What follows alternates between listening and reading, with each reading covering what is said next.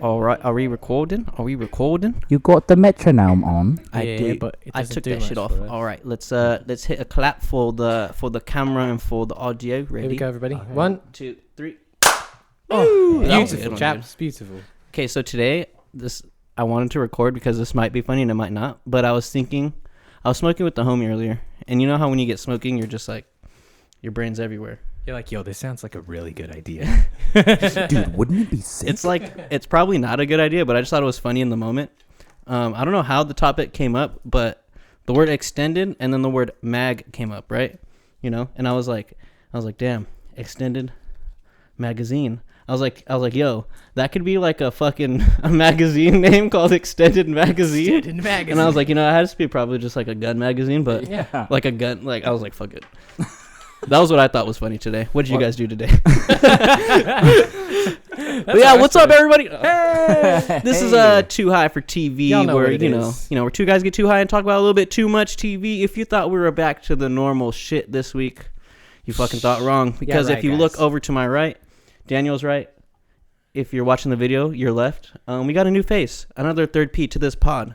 We're rolling along Yeah. with these guests, guys. Hell yeah, Yeah, man. Got one last week, got one this week, and it's the homie Diggs, man. What's up, everybody? Hell This yeah. is my primo hermano right here. Yes, Homie sir. G since we was both born. Damn it, This is my cousin. For those of you who don't know, which is probably most of you out there. Yeah. I I didn't even know he was your cousin. really? No, I'm just kidding. I was like, oh boy, I was texting you earlier. Me and No, my yeah. cousin is coming over. No, yeah, that just flew right over my head. But yeah, we're here to talk about some good shit tonight, ladies and gentlemen. We got Got some shit. We got a movie and we got a show. We're person to my right here, again, your left, may or may not be a little bit of an expert when it comes to the show that we're going to talk about tonight. We'll find out. We'll find out. I think he might be. I'm pretty sure he will be. It's crazy, bro. He's dropping shit that I never even thought existed in this universe. I'm trying. Knowledge bomb. Knowledge bomb. That's why we need sound effects, dude. Cue sound effects. Ding, ding, ding, ding. I think that was pretty good.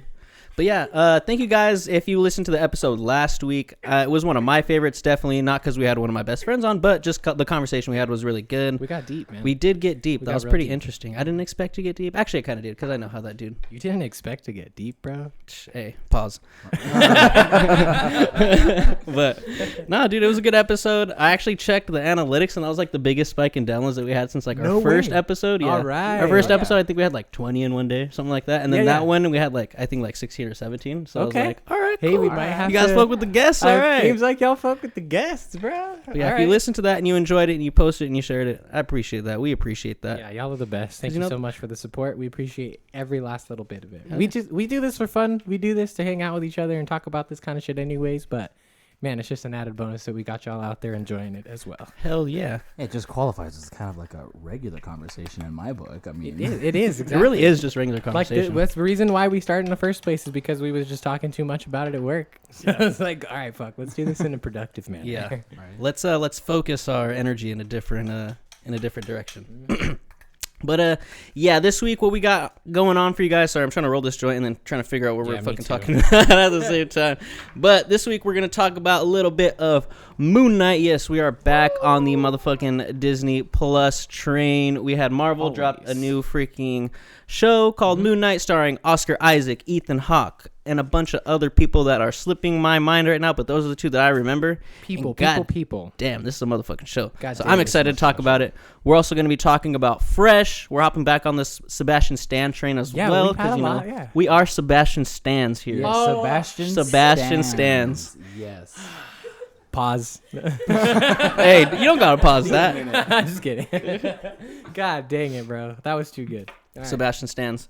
That might be Sebastian the Stans. episode. I mean, no. Sebastian Stan? See how many people? The full part to my name is Diggy Barnes because It's true. of the Bucky Barnes It's very himself. true. He gained the nickname. I did. Diggy Barnes. Diggy Bonds. I think it's also quite hilarious that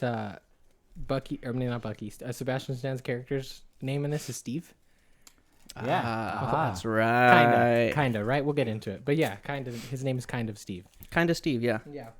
That's his first Sort name, of Steve. kinda. Hell yeah. Yeah, middle name Steve. Somewhat Steve. But Diggs, tell us a little bit about yourself, man. I mean, about myself. about yourself. About myself. Yeah. Well, What's your zodiac sign? Um, Do you like We long fucks walks with on the beach? astrologies out here, bro. Are you a cat person? Are you a dog person? I think he found my eHarmony page. Well, Well, my name is Diego, by the way, but What? Please call me Wait. Diggs. Please call me Diggs or Diggy. Don't call me. Don't ever call me Diego. Only at work. Anyways, I'm an Aries. oh, nice. I am an Aries, and much like the God of War, I'm very metal. Damn it. You Rock can't on, brother. You can't destroy the metal. Rock on, brother. Rock on, always. Hell yeah, brother. Hell yeah. But yes, this is also what I do at work anyways. You talk to me about anything, I'm like, oh, what? You want to hear about the latest comic book that I'm reading? Like, it's kind of just, it spews out of me just. Yeah. We do the same shit at work. It We'll be happens. like It's sitting so there, bad, dude. and Yeah. someone will say something like, "Fuck, I don't know, like Star Wars." Where me and him will be like, "Star Wars? What do you want to know?" Dude, I was actually just I was telling Ev earlier, or a couple days ago or something, bro, that it's hella funny because, like, as some of you may know, if you're tracking my and Rai guys' work gons, I have gotten a promotion recently. Promotion gang. I work more in the back, which is awesome. I'm really enjoying it, but I Homie don't works really from the back. Yeah, he does. I don't really get to pause. No discriminations. It's okay. I don't really get to hang out on the floor with my homeboy over here quite as much anymore. And so it's kind of funny to me though, because it still hasn't stopped. It's like we'll go like 2 hours, like he's out on the floor, I'm in the back, and then rolls up and it's like munching on some freaking I'm always eating yeah, something. just dude. something, whatever I'm always snacks we eating have back something there. at work. And it's just kind of quiet, and I'm sitting there looking at the computer, and he's like, "So in Lego Star Wars?" Yeah. and then Oh, we yeah, just go, fuck. bro. And then it's just like another 30 minutes of conversation. Hell yeah. And we're also gonna be talking about Lego Star Wars today, the new video game. If Yes, you guys haven't we played are. that, you guys missed Oh, out. fuck Goddamn. Skywalker Saga is looking. Oh, it's beautiful, man. Yeah. It's a little nerdcasty today, but fuck it. That's what we came here to do. Kind of a throwback to our first episode. Exactly. But hell yeah. So if your name's Diego, how'd you get the nick? Where'd people start calling you Diggy? Yeah, where did Diggy come from? Our grandfather is that's is right. the king of nicknames. Everybody has a nickname. He's the architect of all of our nicknames. He is, and Yeah. you know, Each of the grandkids all got nicknames. Yeah. Interesting. yeah, definitely. This is Cirque over Yeah, here. Cirky boy. Cirky boy. Or Yeah, Cirky real Boo. quick story behind that one. Apparently, before I was born, while I was still just a little baby boy in my mama's belly, my grandpa had a dream about a little baby boy appearing to him in a circus. Wow. And so I got the name Cirky Boy. That's divine intervention right there. It really is. And Diggy Barnes? Diggy Barnes. Oh, Diggy Barnes. That's Just a kidding, very- just Diggy, sorry. Yeah, it's the Diggy comes from. I guess the first iteration of the nickname was Diego Lean, actually, and that was a play that our grandfather was actually working on at the time when I was born, circa '99. And it somewhere along the line it became Diggy Butts. It was And- probably, honestly, one of us being a kid, Yeah, Diggy butt. like not able to say Diego, so we were just like, Diggy! Diggy. Diggy! Yeah, most likely, yeah. That's pretty raw. Yeah, it just went from Diggy Butts to Digman. There's so many variations. Diggy Barnes is just the latest persona that Latest and greatest. the latest Wow. persona that I've taken on, much like our boy Moon Knight that we're gonna Much be like talking our God character. damn it. Yeah, oh, God man. damn it. Look at that synergy. Wow. So I mean, shit. Let's get the segue going. Let's dive right into Are it. we hopping Moon Knight first? let's hop- Or are we gonna dude, do let's- Fresh? I feel like we're gonna go for a minute on Moon Knight. Yeah. So let's do fresh Let's first. do Fresh Okay. first. Let's do Fresh. Cancel the segue. Never Since it's happened. fresh in your guys' No, it's still a good mind. segue. We just repurposed the segue. Yeah. Speaking of segues, did you guys know that the guy that created the Segway actually died while I'm pretty sure this is real. Died while demonstrating the Segway. I'm pretty sure this is real. He tried to demonstrate like it's like instant stopping power by trying to do it towards like a cliff of some sort, and not like hundreds of feet, but it just didn't work. It malfunctioned. My question is like, why do we have segues now after that? Like, Yeah, what a bad who saw that and was demonstration. like, yes, Because yes. how else would we laugh at security guards when they're doing their little dippy bob turns? That's true. Coming Dippy from a Bob. security guard, Dippy I think Bob. it's very funny. Dude, that is quite hilarious. I did not know that story. Now that's a segue right there. So, That is a anyways, segue. Fresh. Let me pull up the synopsis. God Yeah. damn, where'd I put my fucking... So I brought my other phone out here. in Where'd it this one, other phone. We got the. I got You got the two trap phone. phones. No, it's just I upgraded my phone and they didn't take my phone, so I was like, nah, it's right here. I was like, nah, I got 2 phones. Yeah, so we got Fresh coming up for you first. Brand new movie streaming on Hulu. Yeah. As you guys have heard earlier, starring Sebastian Stan. He is really great in this. A little reminiscent of his performance in Tom and Pammy. Yeah. I would say a little bit more over the edge, obviously. We'll get to that. Should we do non-spoilery at first, since this is a relatively fresh movie? Oh. I'm gonna say fuck it, because we always just spoil shit, dude. This movie's You're been right, out you're since January. Listen, if you're listening, okay, we're fine. This is 9 episodes. If you're 9 episodes deep on this podcast and you don't understand that we spoil the fuck out of shit, We spoil the fuck out of we shit. spoil the fuck out of shit. Yeah, a lot. So sorry. But spoilers coming up. Cue the sound effects. So Fresh. The horrors of modern dating are seen through the eyes of a young woman who is battling to survive her new boyfriend's unusual appetites. So yes, this stars Sebastian Stan as Steve, Daisy Edgar Jones as Noah. You have Charlotte LeBon as Anne. You have Brett Deer as Chad. Who are these fucking guys? Fucking Chad. You remember Chad? Chad. Chad was in the beginning of the movie. Yeah.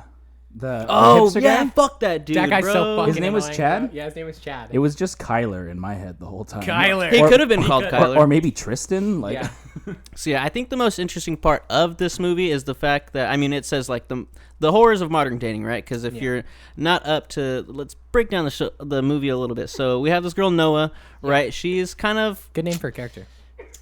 she's kind of at like a loss for love right now. She's trying to date people and it's not working out. Very She's knocked going on. down with like the online dating type yeah, I think the scene. first scene is Exactly. her just like literally swiping left on Yeah. every box. So she fuck sees. this dude, fuck this dude, Yeah, fuck nope, this dude. This dude's kind of cool. Fuck this dude, fuck this dude. Yeah, yeah. Which is like, if you've ever been on Tinder before, it's kind of like how it is. Yeah, you know? for sure. Just Very disconnected from the actual connection you're supposed to be feeling there. exactly. So immediately, honestly, when I saw that, I was like, all right, where are we gonna go with this? Because sometimes when they throw the super too modern themes at us, it's like, all right, you're kind of doing a little too much there. Yep. I don't know. Maybe it's because maybe we watch older movies from this this microscope where it's like we're already advanced technology, so we kind of see it. But Yeah.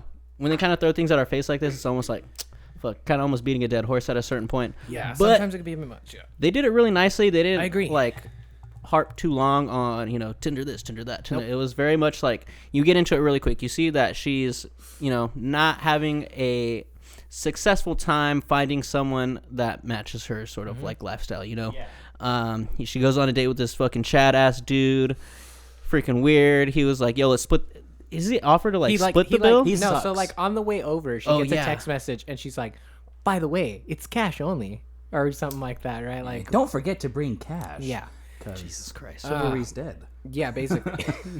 And so, because he's, obviously assuming he's like, oh, we're going to split the bill, right? Which is, be a gentleman, bro. Buy her dinner on the first date. Here's the thing. If it's a mutual, Fair enough. Okay, we're going to go out to lunch. You said we're going to go out to lunch. Cool. I agree. Blah, blah, blah. It's a mutual thing. All right. Maybe we could split the bill. Yeah. But if you're like, hey, let's go to dinner, blah, blah, blah, blah, things on me. Why you get a text? Hey, bring some cash. Bring some Bring some cash. cash. God Yeah, damn for it. sure, for sure. I mean, maybe it's wrong of me to assume, but I just always assume I'll pay for it. Don't worry about it. If you're adamant on doing that, then of course I'm not trying to step on anybody's toes here. But yeah, I mean, Chivalry's not deadly. I feel like that's Chivalry's not dead. That's like me in any setting though. If I hit up one of my friends or I'm like, hey, what's up? Let's hang out. Maybe let's just, smoke and go to lunch. I'm not gonna expect them to fucking pay for something, right? I don't, cause that's you inviting someone to fucking do You're treating something. them out. You're like, come out with me real quick. I don't know. If it's your idea, it should be your treat, realistically speaking. Exactly. I mean, So yeah, fuck this dude. You heard it. That's the rules, ladies and gentlemen. If it's your idea, it's your treat. Get your wallets out, motherfuckers. well, beside our little tangent, actually, fuck this guy. He starts going on to a conversation with her about women used to dress so much nicer. They would get done up and stuff like that because she's wearing some cashmere sweater or something like that. She looks cute, but he's definitely shit, not being subtle about and meanwhile he's wearing what a t-shirt, a nasty He's wearing t-shirt, a and a scarf. scarf. He's got a scarf and a Stupid fucking fucking t-shirt. scarf, What the man. hell? Yeah, dude. Fuck you, Chad. Yeah. That's what we're saying. Sorry to Yeah. all Chads and Kyler's and Tristan's out there, by the way. I No, didn't mean to not offend sorry. anybody. Don't be a Fuck all Chad, you don't be a guys. Kyler, don't be a Tristan. That's the Exactly. moral of the movie, not anything else. Just don't be a Chad, don't be Kyler, don't This be a message is approved by You can watch you can watch the first 10 minutes of the movie and then turn it off and you've got no, I'm just kidding. You got the whole gist of it. But So yeah, the date doesn't go well. Needless to say, some other douchebaggery occurs. It's pretty bad. but what's also important is she has her friend, right? That's super supportive. yeah. She has Molly. I Her forgot name her is name. Molly. Molly. Yes, she has her friend Molly who's very much like, you know, just do you, like just always like say yes, like Say don't fuck be it. yeah, say fuck it. Yeah. I love that. I loved that Yes. phrase. I was like, Yeah. that's what I say. That's what I say. Fuck it. That's what the movie should have been called. Fuck it. Yeah, Right? seriously. But you know, Maybe a she- show about a movie about dating called "Fuck It" probably isn't the best. hey, that's marketing either attempt. the worst title or the best title. Depends on the There's movie. no in between on that one. Depends on the movie. Depends on the yeah. But yeah, I love her friend because she's like, you know what, just fuck it. Like, you can't just worry about shit sometimes. Like, you'll stumble upon something, and if something does happen, like, just fuck it. Like, let's Go you with know, it. Just Go with the it. flow. She keeps it super real with her. Yeah, she's a good friend for sure. Through and Exactly. through, from the beginning to the end of this movie. Find you a Molly out there, Fucking A, bro. Find you a mom. as in a friend, not the drug. Find you a friend named Molly. Shout out to Molly's out there. Yeah. But so yeah, she kind of is in contact with the friend before the date starts, right? You get a quick sense of their relationship. Everything goes bad. It's really annoying. And then she's dipping, they're leaving, they're walking out or whatever. And first of all, he just like lets the door slam in her face, like total dick fucking move. And goes on to just be like, this was really fun. I think we should like do this again sometime. And it's like after everything went horrible, you're just like, who the fuck do you think you are, bro? Oh, it's bad. And then turns pretty quick, right? Because she's just like, nah, I don't think so. I don't think we're. And he's really basically gonna-" like, yeah, just fuck you. I was just being courteous. Yeah, Like, it's Yeah, like- seriously. She's like trying to come like, hey, look, just I don't think we're connecting, right? And he's immediately just like, well, I didn't like you anyways, fucking bitch. And they're just awful, just Yeah. terrible things. Oh god, he's a piece of shit, bro.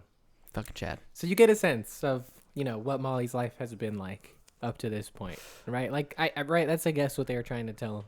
Is this, Which I think can be pretty relatable to some people. Oh, You know what I'm I'm sure- saying? yeah, like, I'm dude. pretty sure there's a lot of there's a lot girls of and guys men that have have been out there in yeah. like situations like that where it's just kind of like, you're trying your darndest and it's just not working out. Mm-hmm. And it's like, so the movie does that being super relatable in this instance, and that kind of was like what reels you in. That's like the fucking hook, line, and sinker right there. No, you're not going out. God damn it. Batches. the studio, the house dog, The studio dog. the TH4TV mascot. Yeah. Hey, buddy. Just leave him. But yeah, so that's basically your intro, like you said, hook, line, and sinker for I God would damn it, say, Batches. yeah, that's good. Got me into it, and then you kind of go about in her daily life a little bit, right? You get a little bit more of her and Molly hanging out together, Yeah. and then she goes to the grocery store.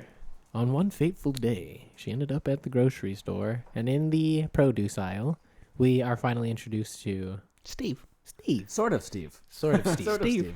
our boy Sebastian Stan. Yeah.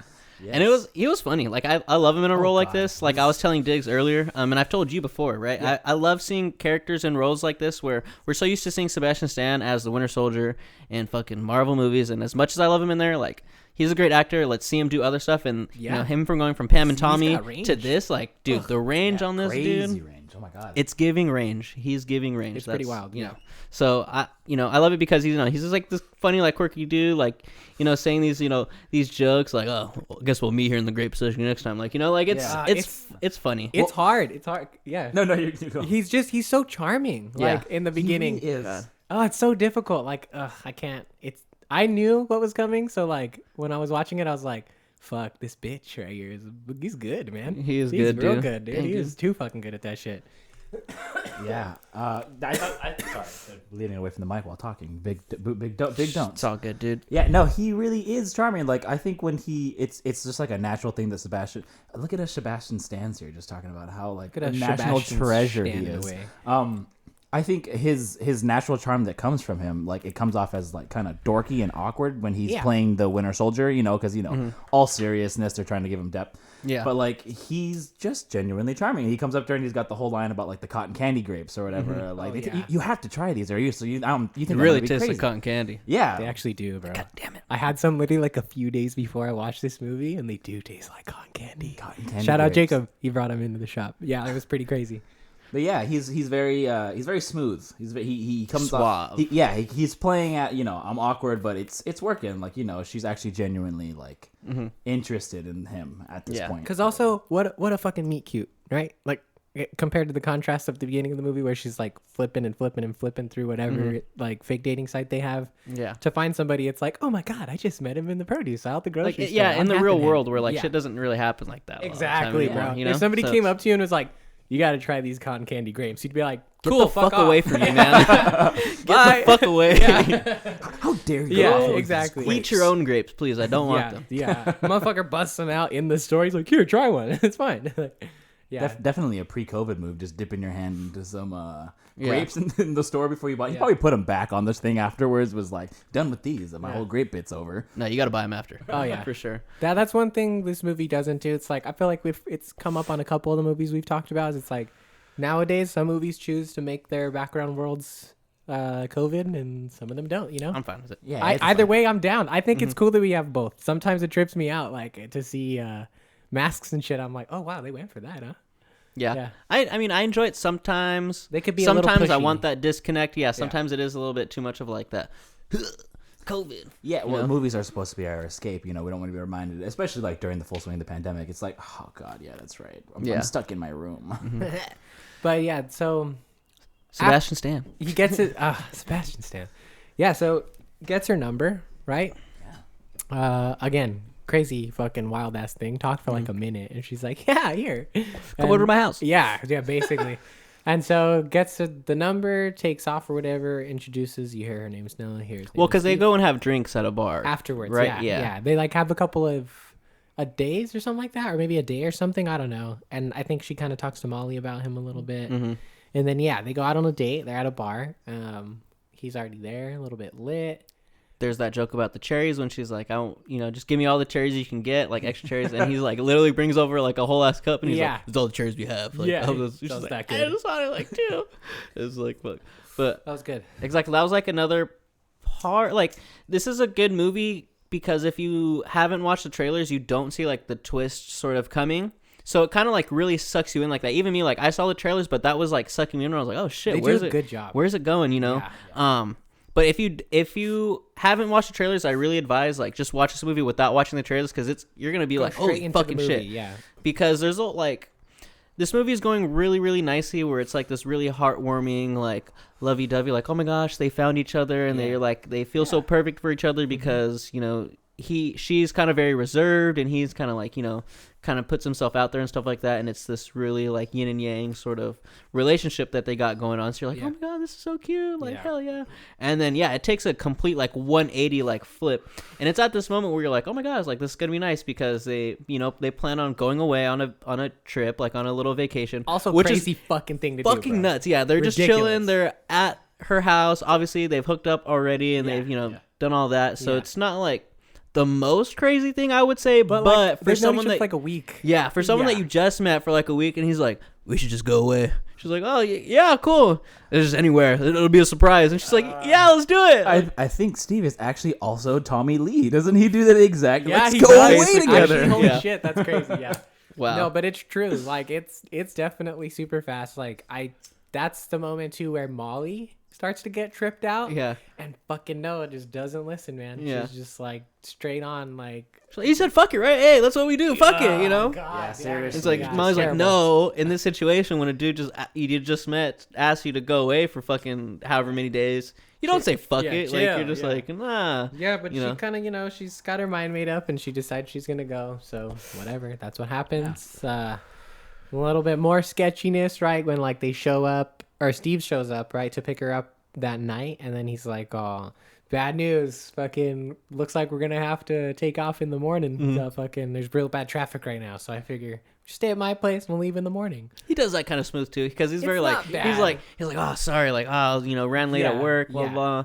And oh you ready? Like oh you look nice, blah blah. And he's Yep. like there's some traffic. I think it's better if we just go the next Yeah, day, blah blah. yeah. Which is like It's not a bad plan. not the worst thing, right? It's If you're not. already in like the mindset of like okay I'm gonna go on vacation with this dude, Makes right? sense. And he's just like let's just go in the morning. We can stay at my house. It's terrible. probably not you're probably not thinking this isn't too bad, so. In the throes of blissful love, I mean, it doesn't really matter. I mean, at that Exactly. point. Yeah, You're like, let's yeah. fucking get it. So you're And it's okay. So at this point, if you've seen the trailer, you're kind of just like, okay, here we fucking go, because they're kind of driving, and it almost reminds me of Get Out when they're driving on that super long highway. They're kind of going through the woods and stuff like that, and this is reminiscent of like what they're doing. Also, someone Day turns to night in the background. Exactly. Get more and more out into like a woodland area away from the city. She's trying to text her friend Molly where they're going, and she like doesn't have service. She's like, oh, it's all good. I got service at my house. And Yeah, it's like we got perfect Wi-Fi or something like that. Like it'll work. Yeah. wrong, sir. No one has perfect Wi-Fi. God damn it. It doesn't exist. It's a lie. Sir, you defy know how to many show me. gamers I see that have the best quote unquote Wi-Fi, and they're still fucking complaining about their game. You do not. Fucking A, bro. Fuck you. It's the best Wi-Fi for like 3 weeks, and then Yeah, exactly. You upgrade your Wi-Fi, and like for like 3 days it works fine, and then it just reverts to the back same- to the back to the regular same Wi-Fi. Cool. But- What did I pay the extra fucking $20 for? exactly right. This $1,000 modem in here, and it does nothing. Yeah. And so, so we get to his house. Really fucking nice. Yeah. Also, he pulls up in like a Tesla, right? Like Yeah. holy shit. Like, It's a nice house, but it's creepy nice. creepy nice right? for sure. Like Yeah. really well kept. Like, some serial killer shit. Yeah, you're going out to the woods, and you're expecting to have like this cute little cabin, and it's just like total modern art. Like just Yeah. it is a very creepy looking house. And that's where like the whole vibe kind of changes, right? sure. Because everything before that is very kind of like lit up, bright colors, blah, blah, stuff like that. And now it gets a little bit darker. You kind of see Steve's tone change a little bit. He's sort of just like, oh, like, I'll make you a drink in here. I kind of did my own toast to try it. And then when they're like sitting across from each other, and he's like, drink it. No, like, drink it. Drink more. Drink more. Yeah, because he's like, he's a fucker, but he's smart, bro. Because he's like telling her, right? He's like, he's like, I put an extra flavor in there. He's like, can you tell what it is? Yeah. And then she's like, something or other. And then he's like, oh, nope, try again. And then like she just keeps sipping, bro. And you're like, you're fucking lying. You put drugs in there, bro. Like, But yeah, because you kind of see her like sort of looking like she's like falling asleep. getting foggy. Yeah, they do a good camera angle where like it switches like from his perspective to hers, and she's instantly woozy. Like Yeah. the whole background Yeah. is starting to get like more like vignetted. Like it's just like getting black on the outside. Like it's Yeah, you're dude. instantly like, oh. There's a few good ones, I think, in this movie where like they kind of have her perspective, like shots or whatever, like when like it's pretty soon after that where she's getting dragged too. Like you Oh, just God, see her yeah. blinking in and out of shit. Like, Yeah. But yeah, so she passes out. He is like, why are you sitting so far? Why don't you come sit over here or whatever, right? Yeah. And Yeah. Tries to stand up, Boom. straight down. Yeah, she wakes up, and this is where we're going to get spoilery range. So Super if you haven't spoilery. watched it, This is the turn meat it of off, the go movie. watch it. But shit gets pretty nuts. So It's actually like the beginning of the movie because you get to, it's yeah. like 25 minutes of the movie, and then all of a sudden it's like fresh. You're like, oh. That was yes, awesome. That's my favorite part. That's like my favorite type of movie. Yeah. When there's so much that goes on in those first 20 minutes. burn, dude. And you're like, holy shit, I've been watching this movie for like an hour already. It's probably almost over. And you like check the time, and it's like, nah, you got 2.5 hours left. And you're like, fuck yes. That means this Yes. movie's going to be fucking nuts. And exactly. And I love those opens like that. Because, I mean, I guess that's sort of like a cold open, because It changes the Yeah. whole tone of the movie. Yeah. The movie is a completely different movie Yeah, up for until sure. that moment. It switches. Like Yeah, it functions like a cold open. Yeah, like a super long one, definitely. God, it's super good, dude. That shocked me, honestly, when I saw that. And then, because it's not just the title card either. It's like the whole opening credits. Like, Yeah. you get everybody's name. You get all the people who made the movie. It's like, whoa. you get a full-on credit sequence. Yeah, dude, it was cool as fuck. I liked it a lot. I was a big fan of that. Exactly. Yeah. And then after, oh my gosh, like it gets pretty fucking nuts after this because It's she scary. wakes up and she's just chained, to a fucking a wall, and Steve's sort of standing away from her, and he's like, it's weird how fucking calm he is. Yeah, it's scary, It's so dude. weird It's how really calm he scary. is. That's Yeah. what freaks me out the most because he does some crazy shit, but he's so calm about it, and that's fucking. Yeah. It's like, I feel like, have you ever seen the movie Creep? Oh, yeah. Yeah, you see, what's his name from the league? Why can't I remember his name? Mark right now? Duplass. Mark Duplass. Yeah, he same sort of deal. Like he gets off on like not the whole rest of the movie, but he's just a murderer and stuff like that. And he's Yeah. done it so many times. He likes to think of himself as a professional, but he's weird and kooky. This is like how I imagine he sees himself in his head. like super professional, super like calm demeanor. Everything's planned out meticulously. Like it's great. Like down to the wardrobe. Sebastian Stan rocking the turtleneck. All of a sudden, the dark turtleneck and everything like that. Yeah, total change, tone change. Yeah. Gonna see me rocking some turtlenecks. Oh damn! Soon, dude. I'm gonna be afraid. I'm gonna be like, "What you do this morning?" Don't worry about it. I'd be terrified. I couldn't rock a turtleneck. I feel like I would look like that iconic meme of like The Rock with the little mustache and the turtleneck that he's wearing in the chain. Yeah. God damn it, dude. It's pretty good. A very, very good moment for him to shine as an actor, because like that shift real quick is just chilling, dude. Like, and then he's like that for the whole rest of the movie pretty much, like, but it's weird because it's like he almost doesn't lie to her, right? He's like, oh, I never lied to you. He's like, I was me with you the whole time. And it's like, fuck, bro, he did it. Like, down to actually using his real name. Yeah, like he's just clever and scary. Like, yeah, he like that. It gave me like I don't. He is up there now with me, like some of like the creepiest like antagonists or like serial killer type entities or like characters that we've gotten. Just the way he acts and how calm he is about it. He's like, yeah, I sell people's meat. Like that's basically what it comes down to. He captured these. He preys on these women who are very lonely, because the big part of this is the fact that Noah doesn't really talk with her family. Yep. She's not really. I believe one of her parents has probably passed away. I think her dad died. Yeah, her dad died. She doesn't talk to. And her mom. Her mom. She doesn't talk to and shit and stuff like that. And she doesn't really have friends except for like Molly. Yeah, shout out to Molly. She's a fucking great friend. But yeah, he preys on these very vulnerable women. Yeah. So that he knows that when he captures them and he chops them up and sells them meat, like no one's gonna really, no one's gonna be looking for them, which is it's scary too, because like there's a scene earlier during the cutesy part still of the cold open and everything where like he's asking her like, like they're getting to know each other. He's like, oh, so like, well, how's your family or whatever, like, or who's in your life, and she's just telling him like blah blah blah. He also has like a dead parent too, or both dead parents or something, which is like probably true, I guess. I don't know. I'm not sure if he lied about that part or not. But like it's like you see her flashing back to like her telling him those details and just kind of being like, fuck. Yeah. Fucked up. Like it's fucked, man. Like just the detail, like the payoffs and setups is very good in this movie. You told anyone about me? Yeah, exactly. That brings it into like a whole new light. You know what I'm saying? Because when you're just watching it in that first moment, when you just hear that line, like, "Have you told anyone about me?" Like, it almost, it just kind of seems like, oh, he's just asking, like, oh, he's just curious, like, oh, you told any of your friends about me yet? Like, blah blah blah. Like, their stuff's going good for like that week, blah, but then when you look at it, you're like, oh no, he was really he was probing. He was asking just to make sure he's figuring out her MO, dude. They're harmless questions unless you know the motive. Yeah, dude. Yeah, no, it's fucked. It's pretty crazy shit. Yeah. And he's super calm of just like, yep, so you're gonna be here. I can't let you out. Yeah.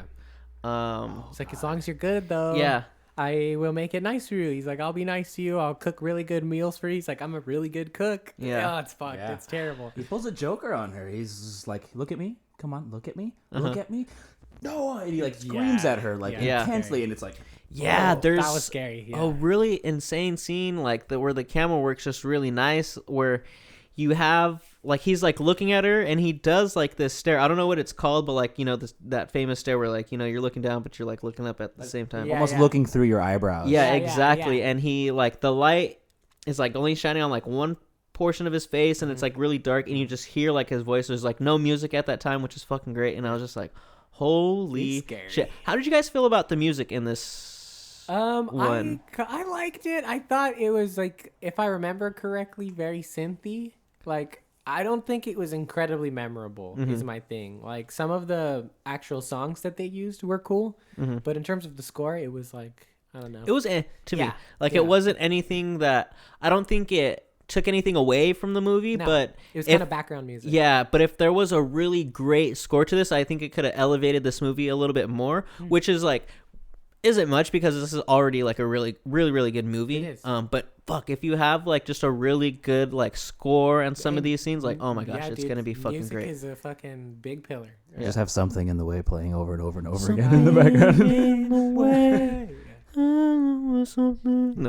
Yeah. That's my new like on Snapchat, like me and my friends like in our group message, like that's our new like sort of like meme song just to like use like just anything, like whatever you're doing, like fuck, like you just post that and it's the fucking you look the at the thing. Spotify play numbers for that like in recent weeks and huge. it's through the roof. I'm a culprit of that as well, dude. I came in to the work the next morning to freaking work after Batman, after the premiere night for it. It is kind of late because it's a long movie, and I was tired, and I blasted that song, bro. And I was just like a dick all morning to customers. So, Dude, yeah, fuck that shit. It's a good song. I'm glad they tried to use that. But back to the music and Fresh. I'm gonna be honest with you, like.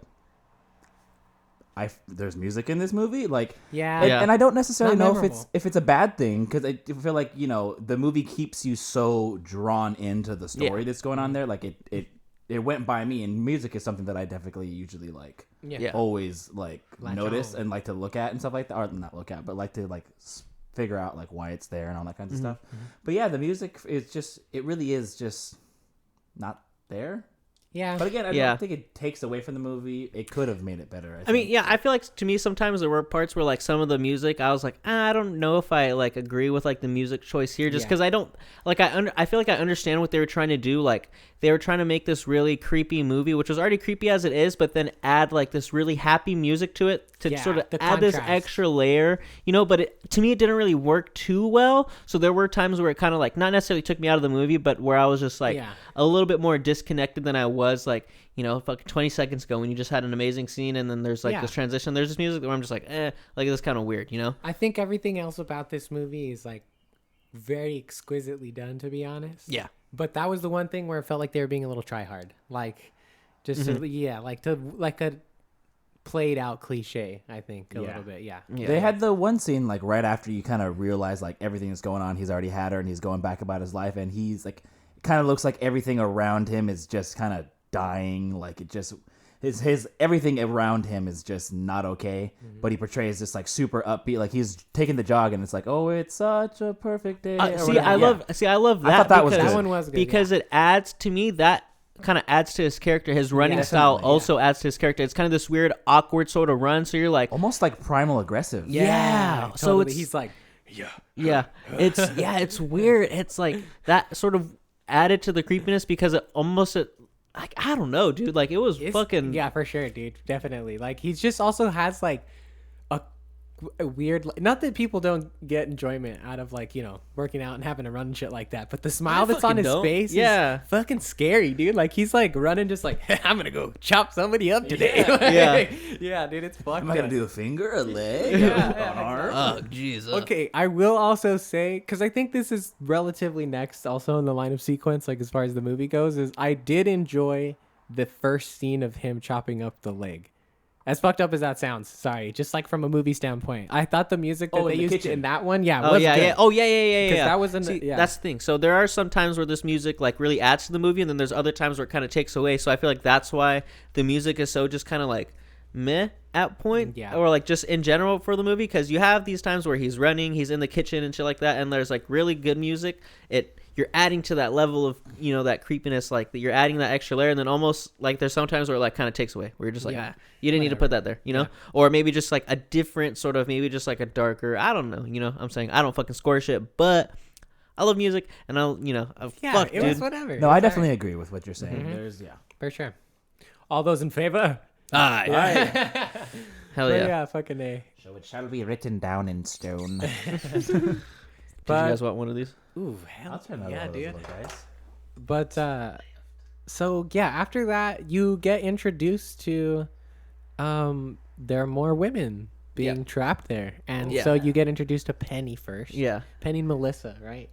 Is the one who's gone crazy, I'm pretty sure. No, there's Penny, and then Melissa, the ones Melissa. that, I thought you were saying Penny Melissa. I was like, Penny Melissa. No. There's Penny Melissa, who's like on, I don't know what side of the wall she's on, but she's like the one that's, her and Noah get pretty close, and then there's Melissa, who's obviously I think has been there the longest, so she is just going fucking insane. Yeah, Like, and we don't. She's gone. We never get to see her ever, right? I don't kinda. Except the picture. kinda. I was confused on It does who tie was her back body around parts. later. Yeah, her body parts. Yeah, we don't Yeah. ever see her physically except for the picture. Yeah. Yeah, Mhm. and then forward later, the first time when they're at dinner. I really love what they did with the Penny character because so Penny is like the person on like this girl on the other side of the wall who she is like they're relating to each other because obviously they're both there stuck in the Yeah. situation and Noah's going crazy and Penny's like the one that calms her down is like, hey, like we're in this, like you have to come to grips with the fact that we're just fucking in this and like all we have is basically like each other. So they become pretty close and it's so great what they do because you don't know at least me when I'm watching this, right? I don't know if Noah's going crazy. I don't know if Penny's actually there and actually like this stuff is actually real, or I don't know if Penny's actually there and she's just like Lying. she's lying and she's just a part of the That's what I whole thought. grand scheme of shit because there is thought like a all three bigger things. thing at play Yeah. that we see sort of Yeah. play out, right? Well, So also like in that first scene, you hear him say it because like she freaking what do you call it? He tells her straight up. She's like, "Oh, what's going on?" Like blah blah blah. And she's freaking out at first, and he's like, "I'm gonna tell you, but you're not gonna like it. But you're Yeah. gonna freak out." And he says to her, he's like, "People pay a lot of fucking money for this shit, and it's a very tight knit community that is like very very secret or whatever." yeah. And so it's like a whole black fucking market order thing, dude. 1,000%. Yeah, there's all the they kind of show some of the people that are like buying from it. There's the dude like who's all in. He's got like the I don't know what it's called, but like the devil Oh, goat yeah. on his Oh, yeah, watch. yeah. Remember, Yep. he's all super just like super satanic. Yeah. It's, Yeah, it's really just a bunch of just like powerful rich people Yep. that have weird fucking just. He says it's the yeah. 1% of the 1%. Yeah, which is like Jesus. Yeah. that's very, some very shit. rich, very Yeah. powerful. Yeah, you get these weird. It gave me Squid Game vibes for almost. For sure. Because that's kind of the same Same thing with fucked up Squid shit, Games. yeah. Like the people that run the shit are like the top 1% of like that 1%, Yep, right? yep. And which is like, fuck. And yeah, it was kind of crazy. I think shit probably like this goes fucking on. Honestly. Oh, Shit like this- 1,000%. I shit mean, like see this it. for You sure can see goes it on. definitely. Like Yeah. 100%. Like it's Yep. it's as creepy It's as it scary. is. Like, and that's the thing because you sit here and you're watching this movie and that's sort of what makes it a little bit more scary. Is you're like, fuck, this shit could actually happen, right? Yeah. Because there are sort of like those horror movies where you're like, all right, dude, like, okay, That yes, was this is crazy. scary, but it's like this is sort of just like, this is just out of left That was field little shit. nuggets. Yeah. But this is shit that's like this. No, this could happen. For This sure. could very much happen. Yeah. Sorry. No, go ahead. No, go ahead. Sorry. Back to what Daniel was saying, like when he's explaining to him, like, I'm going to tell you what's going on here, but you're not going to like it. Like, there's a sort of like realization that comes over her face where she's just like, shit. Yep. This stuff is real. It's happening. And it's happening to me right now. Mm-hmm. Like, almost like I've seen this horror movie play out before. Like, and it, Yeah. it's a good, they just do good at showing both perspectives of both of them, I think. 100%. God. That shit was just creepy. And then we get to shout out to Molly because she goes into straight Sherlock Holmes mode and is like trying to figure out who this dude is. There's really nothing on the internet about this Steve guy. Well, he tells her he doesn't have Instagram, doesn't have Twitter, Yeah. doesn't have any social media. Which okay, Just instantly like shady. that should be a fucking immediate red flag. Like, what do you? Like in this why? day and age, if someone at least just doesn't have a Facebook, like, all right, You didn't. I'm Make not the gonna Facebook call you back ever. then? I'm not gonna call you ever again. Yeah, like we have no business. Yeah. I mean, Daniel here for the longest time was Granted, like, if you don't have super social media, no social media. I yeah, didn't, granted, it's if you true. don't have social media, hey, all power to you. I'm Exactly. just saying, if you have zero social media, you're giving off a creepy vibe. Yeah, it's a little. Although I wish I could live like you because of the detriment social media has brought to society, I can't. I Hey, can't. I can't. Hey, I you can't get away know, from it. we You know, trade hey, so you I give can't- something against something, you know. Hey, I can't get away What are from you it. gonna What do can I about say? it? What can I Exactly. say? It gives me a service, and I enjoy the service. I think that's kind of like the point that the movie tries to get across is like we have all these weird quirks about like you have no Instagram, I can't look at you, like I'm not gonna do it, but like Yeah. what it's been around for 20 years or so, 30 years, like social media online, the internet. Yeah, Sorry, yeah. I'm kind of dating ourselves as pretty young here now talking Well, about this. I mean, yeah, but like if you go back to like MySpace, that was like early 2000s, Yep. right? So yeah, we're almost 20 years now. Yeah. something like that. But like it just like the world was not fine. Obviously, we still had this kind of problem, but like it happened. You met somebody in a grocery store and you just went out with them and out into the world, no cell phone, no nothing, and found your soulmate or not. You just, you know, it wasn't always that way, but it's I don't know where I was going with that point. I lost it. I'm too high already. It's all good. Hey, we're too high for TV over That's here. the point. Mission achieved. Yeah, exactly. When we bring guests on, if you're ever a guest that's looking to come on, or sometimes you come on, just know you're getting too high on here. And we're gonna sit and we're gonna keep talking, and it's all fucking good. But yeah, dude, this movie was fucking just some shit. But yeah, Molly goes into straight Sherlock Holmes mode, straight searching him up. It's really good. Can't find anything, but then she finds a Facebook post with some lady, and you see Steve in there, and you're like, holy shit, motherfucker. What is going on? Holy shit, motherfucker, what's going on? Yeah. And yeah, I thought it was great. I thought that part of the movie was handled well, because that's something that maybe not necessarily if you spend too much time on, but also not enough time, it could hurt the movie a little bit, because if you're just like, oh, how did she find this dude? But you know, it shows the steps of her going through. Yeah, well, she the bartender that you know, the guy was like, here's all your cherries. Yeah. It turns out used to date Molly, and so she goes there and kind of gets him to give out the information, and she finds through the last name, it's Anne, whatever their last name was. I can't remember what it was. Yeah, but she's also smart too. Like because she sends her. Or not Noah, but Noah sends Molly a picture, right, of like these waterfalls or whatever. Yeah. And she's checking it out, and she's like, oh, okay, like, I'm tripping. What the fuck? Like, when she sees it really quick. And then later, she's at work, and she's like, let me look up this place that they went to or whatever, like Cottage Falls or whatever it's called, right? And then she looks it up, and, like, the number one stock picture right in the middle of the screen is the one that, like, got sent to her. She, like, Google searches, like, the picture, like, drops the picture into, like, a search engine, and it finds it. I actually just found that out, like, a few weeks ago, that you could do that for real? Yeah. What? Like, if you're on a desktop, I imagine, yeah. That's cool. I didn't know that. I didn't know that either. Fuck. God damn it.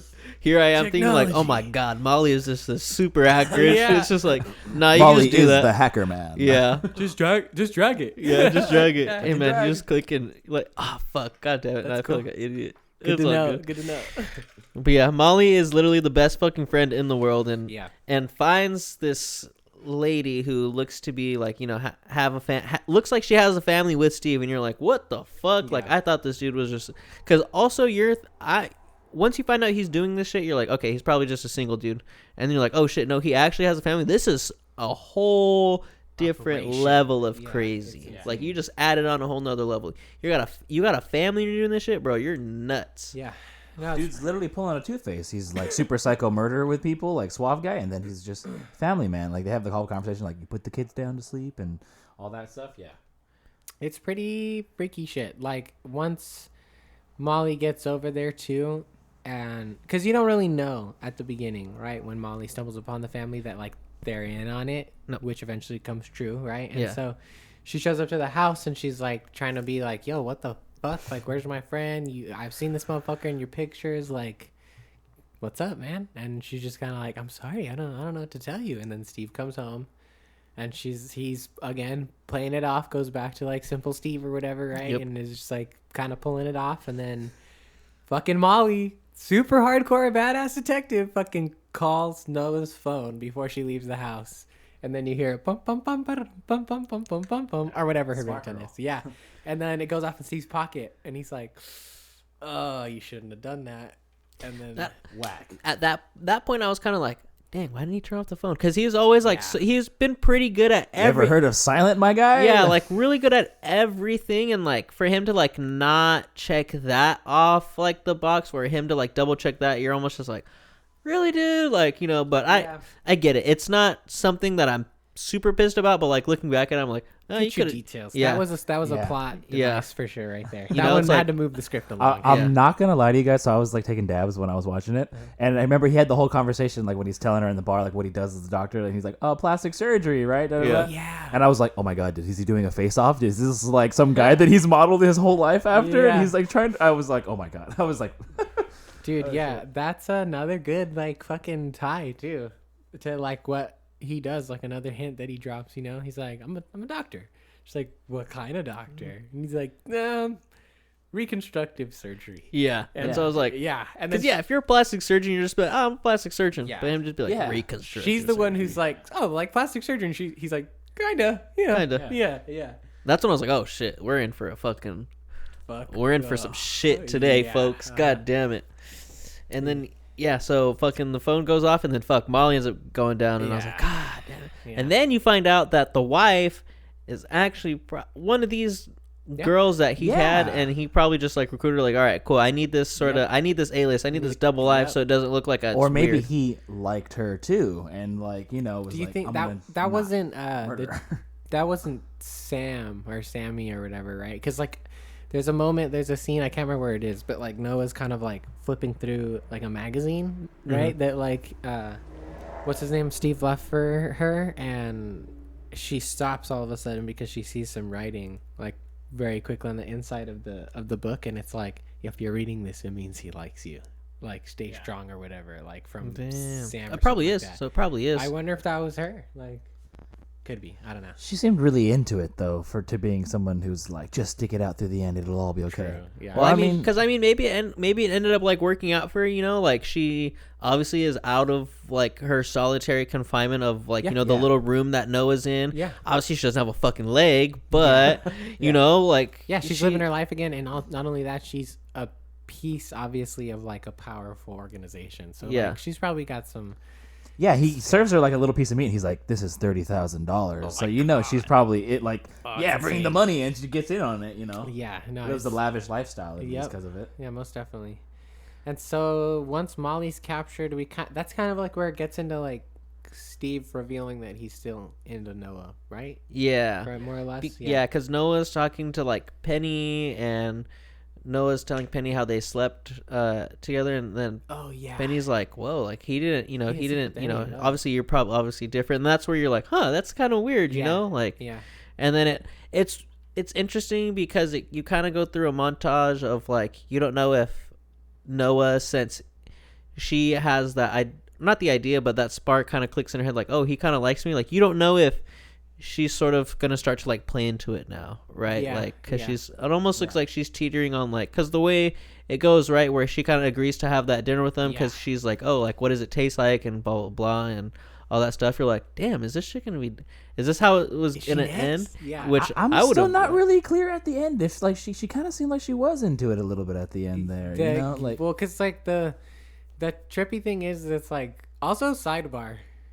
We forgot to talk about this part because it went by, but like there's a moment where she is trying to break out basically, and she asks him to go shower, and then he's like taking her or whatever, and he's like, fine, but like, don't fucking do anything or I'm gonna fuck you up. And she's like, all right, cool, whatever. And then they go, and then she fucking does some shit, and he fucking cuts off her ass, bro. Literally, dude, I can't believe ass. it. Oh my Straight god, up. it's insane. Takes that ass, like, bro. not like a little takes like that slice of it, like just the Yeah. whole thing. They Both show it. He cheeks. drops it in the It's pan. And it's terrible. just, So wasn't it just one cheek, or was was it it one cheek? Was it He one just- cheek or the whole ass? I think thought he just it was says your the whole ass. ass. Yeah, I thought it I'm was- chopping your ass off. Like, I thought it was a straight God down. damn. I don't know, but That would have been even more insane if it would have just been one cheek, right? Because like, okay, if you cut your whole ass off, you're like, fuck, I don't have my ass anymore, right? You can easily sit on a flatter plane. But Later. if you're one cheek down, right, you're uneven. So Yeah. that's almost more of a detriment to you because you can never sit comfortably, right? You're leaning always, yeah. Yeah, you're always on a lean. Fucking A. I guess maybe. What, you gotta like put some books under one side to Yeah. sit down and some shit? Or a little mattress, like Yeah. she has the little seat thing. there's a special chair with the legs on the other side are shorter than Yeah, there you are go. taller. Ah, and that must have hurt too, like, because you know, Sitting like on that her shit. gown was probably like sticking to that shit. He's like, oh, I gotta cauterize the wound, so you know that shit was all charred and sticky and ew. American Skywalker yeah. shit, bro. Yeah, yeah, it's nasty. So I was like, yeah, I felt that part where I was like, oh my god. Yeah, hardcore. And it makes you understand how much you need your ass. Fucking A, bro. Because once that happens, you're like, you start to think like, what would happen if someone took my ass? And you start, everything starts happening in your mind. Like, she tries to go to the bathroom, and you're like, damn, if you had to take a Jesus, shit, or like, you're can't sit screwed. down comfortably. Nope. Basically, you just gotta lay down. You can't even probably lay down on your back. You gotta lay down on your stomach. Yeah. Yep, Yeah, exactly. definitely. Yep. Oh man, it's fucked up shit. No. So yeah, he takes her ass. Take care of your ass, guys. Take care of your ass, guys. You need it. Take care of that ass. You need both cheeks, okay? Yeah. Not just one. And so we again get to the point where Steve is kind of revealing like that he does like fucking Noah. Like, yeah, he's actually really into her or whatever. Like, and so she starts a play. She starts like a little like, portrayal of like, at least it's how it starts, I think, right? Of her being like fucking curious about what does it taste like. Yeah. She asks him like before he leaves the room one time. She's like, "What? Like, why do you like it so much? Like, what the fuck does it taste like or whatever?"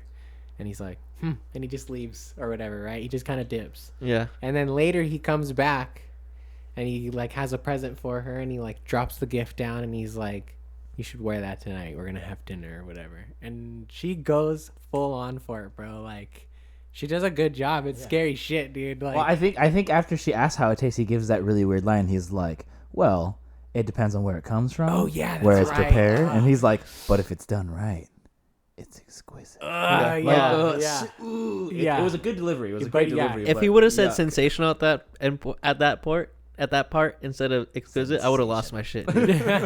Sensational. Yeah. Like that fucking the future meme. Sensational.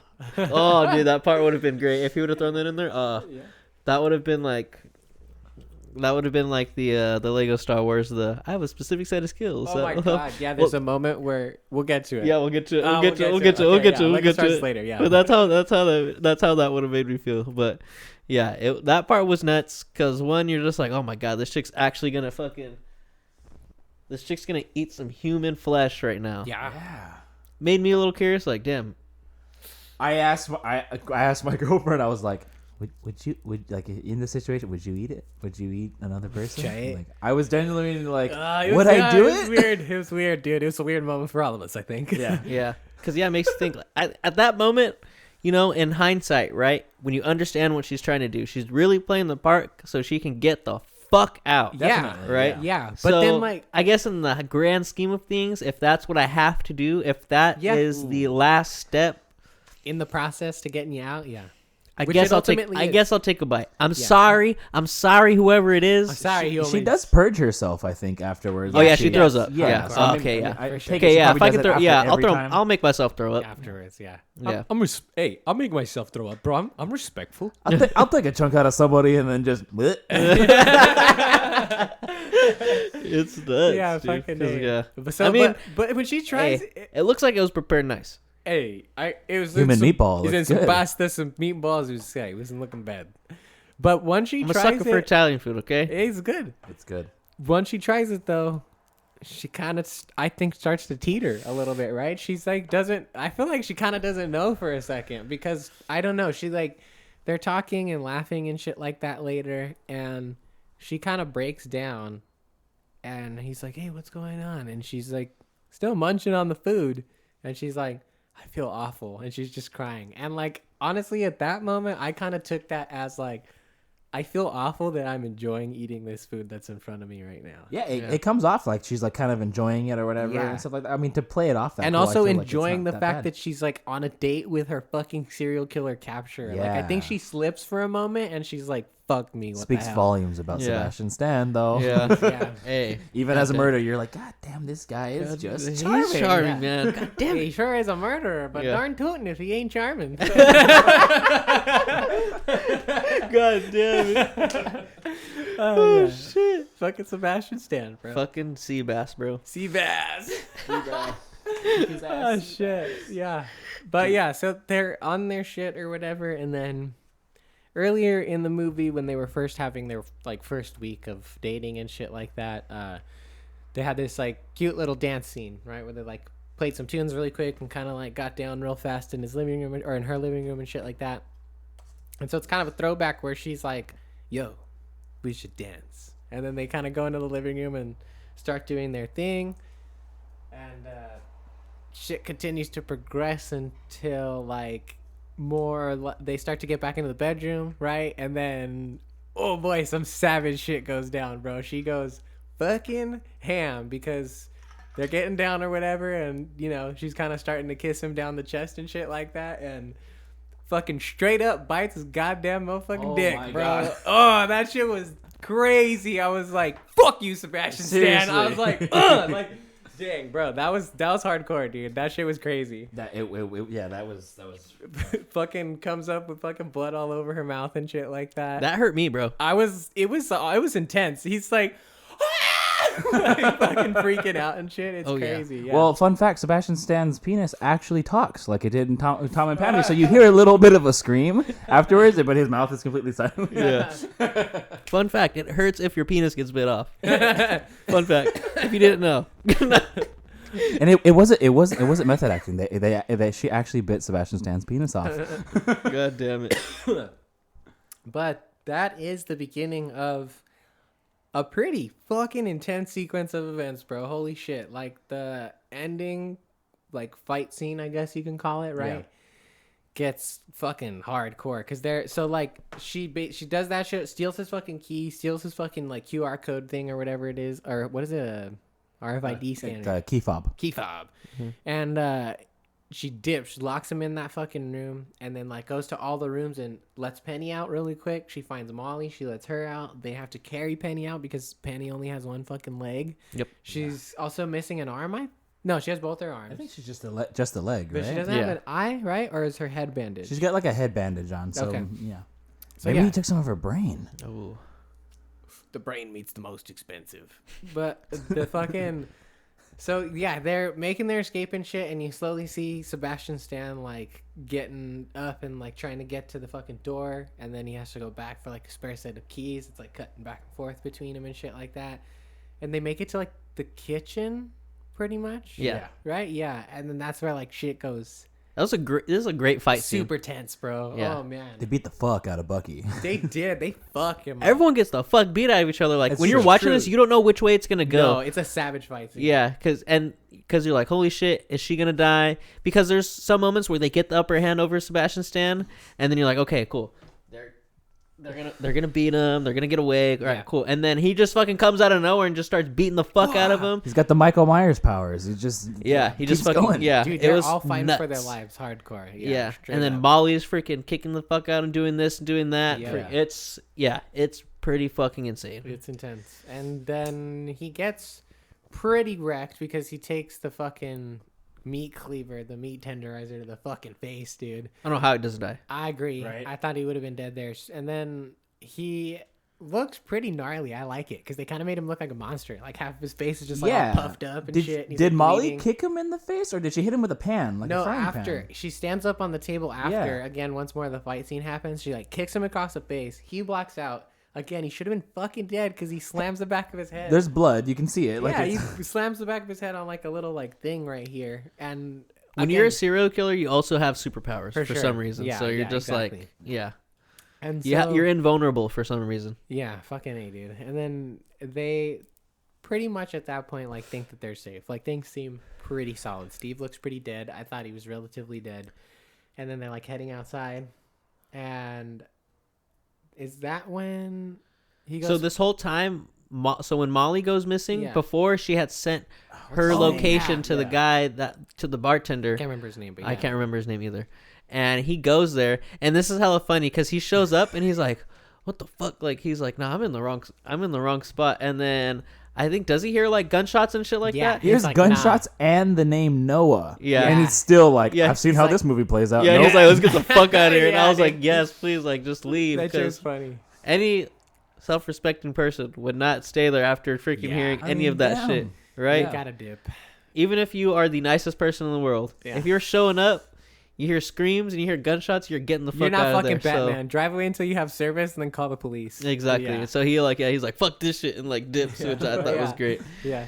And then they actually, so they're trying to run away, and then they're like, "Yeah, let's run into the woods. This is a great fucking idea." Ugh, terrible idea. Yeah. So they run into the freaking woods, and Sebastian Stan's scaring, running after them. Yeah. With the fucking gun, and they're It's like split up. yeah, split up, gang. Yeah. Molly takes Penny and like drops her off at a fucking tree real quick, and they kind of just like post up there, and then Noah's running for a little bit longer, kind of dips behind another tree, and then again just like great moment, great for Sebastian Stan. I think he looks horrifying. Like half his face is like cleaved up. He's like bleeding all over. He's got the gun just like yelling out into the fucking woods, and like he sounds scary, bro, because he's like yelling at her and he's like, Noah, I'm sorry. Yeah. He's like, I love you.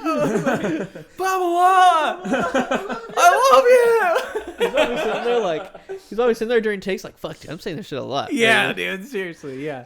Fucking A. And they have another pretty tense moment, right? They like kind of fight again, and then they pretty much get him, right? Yeah, they kill him. Yeah, Penny charges. Yeah, that's right. Yeah, fucking Noah. Yeah, Noah does it. Straight up. Caps him, bro. Poof. Hardcore. It's fucked up, too, because, like... Fades to black and white. You see the big GTA wanted. Fucking wasted. Fucking wasted. Yeah. Fucking... The earlier when... I think, like, when she's first, like, saying, like, yo, let me get a taste of that meat or whatever. Pause. Fucking... Episodes should just be called Pause, dude. I know, that's good. Yeah. I was also there was another one. It'll come back to me. But fucking he tells her, he's like, come on, give us a smile. And she does, right? Oh, and yeah, that was creepy. Motherfucker, dude. That was awful. But then she fucking gets him back, right? She's like standing there with the gun and she's like, I'll fucking give us a smile. And he does a horrifying fucking like bloodied ass smile. Yeah. He looks nasty, dude. And then she just knocks him fucking right in the dome.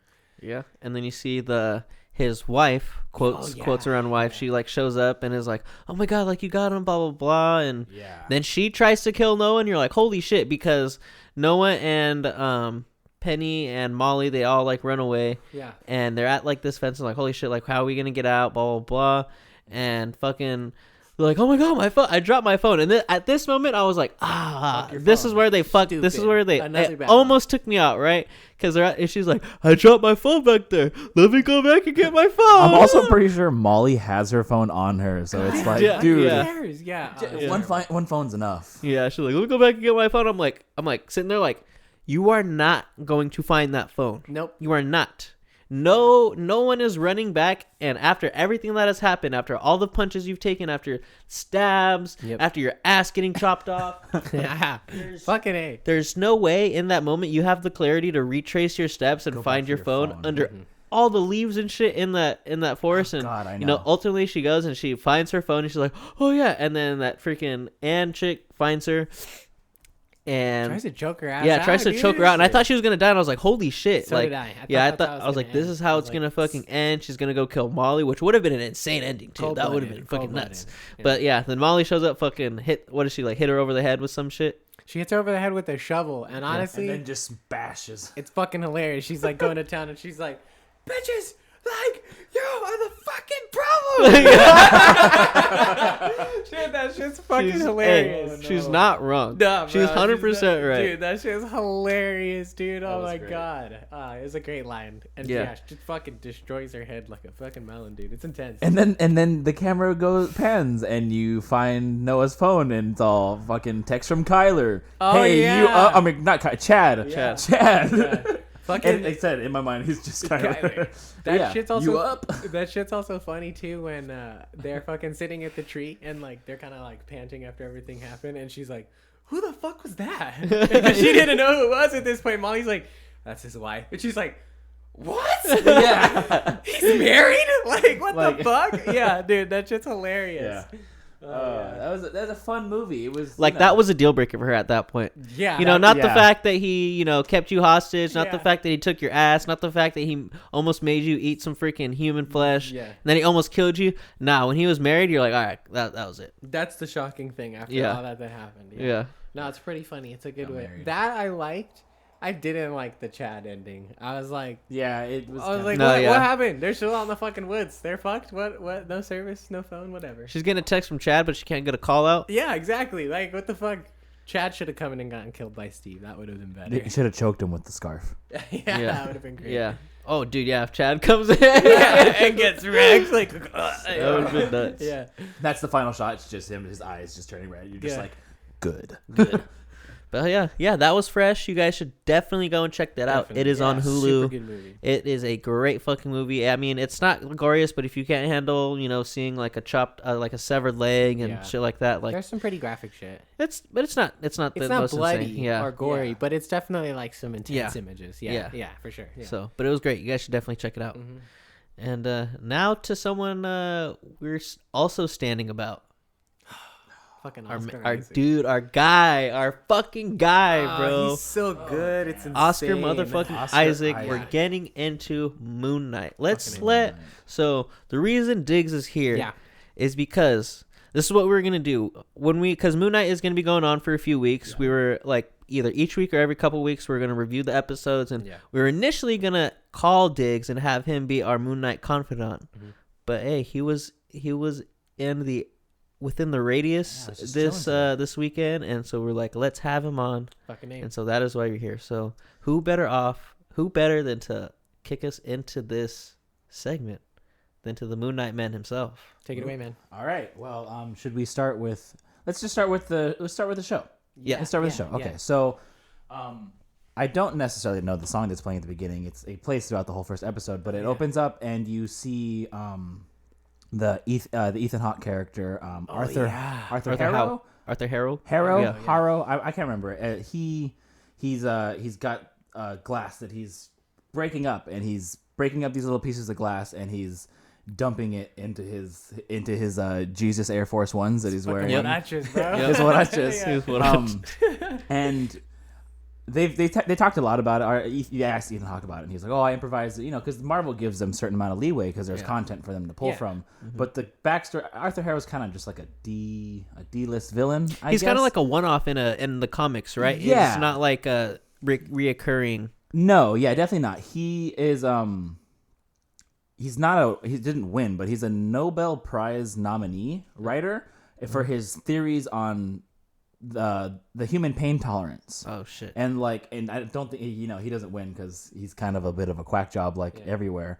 But so I think it's kind of interesting because it doesn't really play into the story at all, but it goes like hand in hand with his origin of like what he does, dumping the glass into his shoes and walking on him or whatever. So it's kind of just like a little bit of a precursor of like, kind of more of a comic nod, I guess, at like the heroes. And then immediately after that, it wakes up and it's Steven. Yes. Steven Grant. Let's talk about the opening real quick though, because I think that's like one of the best openings we've gotten in a Marvel movie and a show just in general. Like it's pretty intense.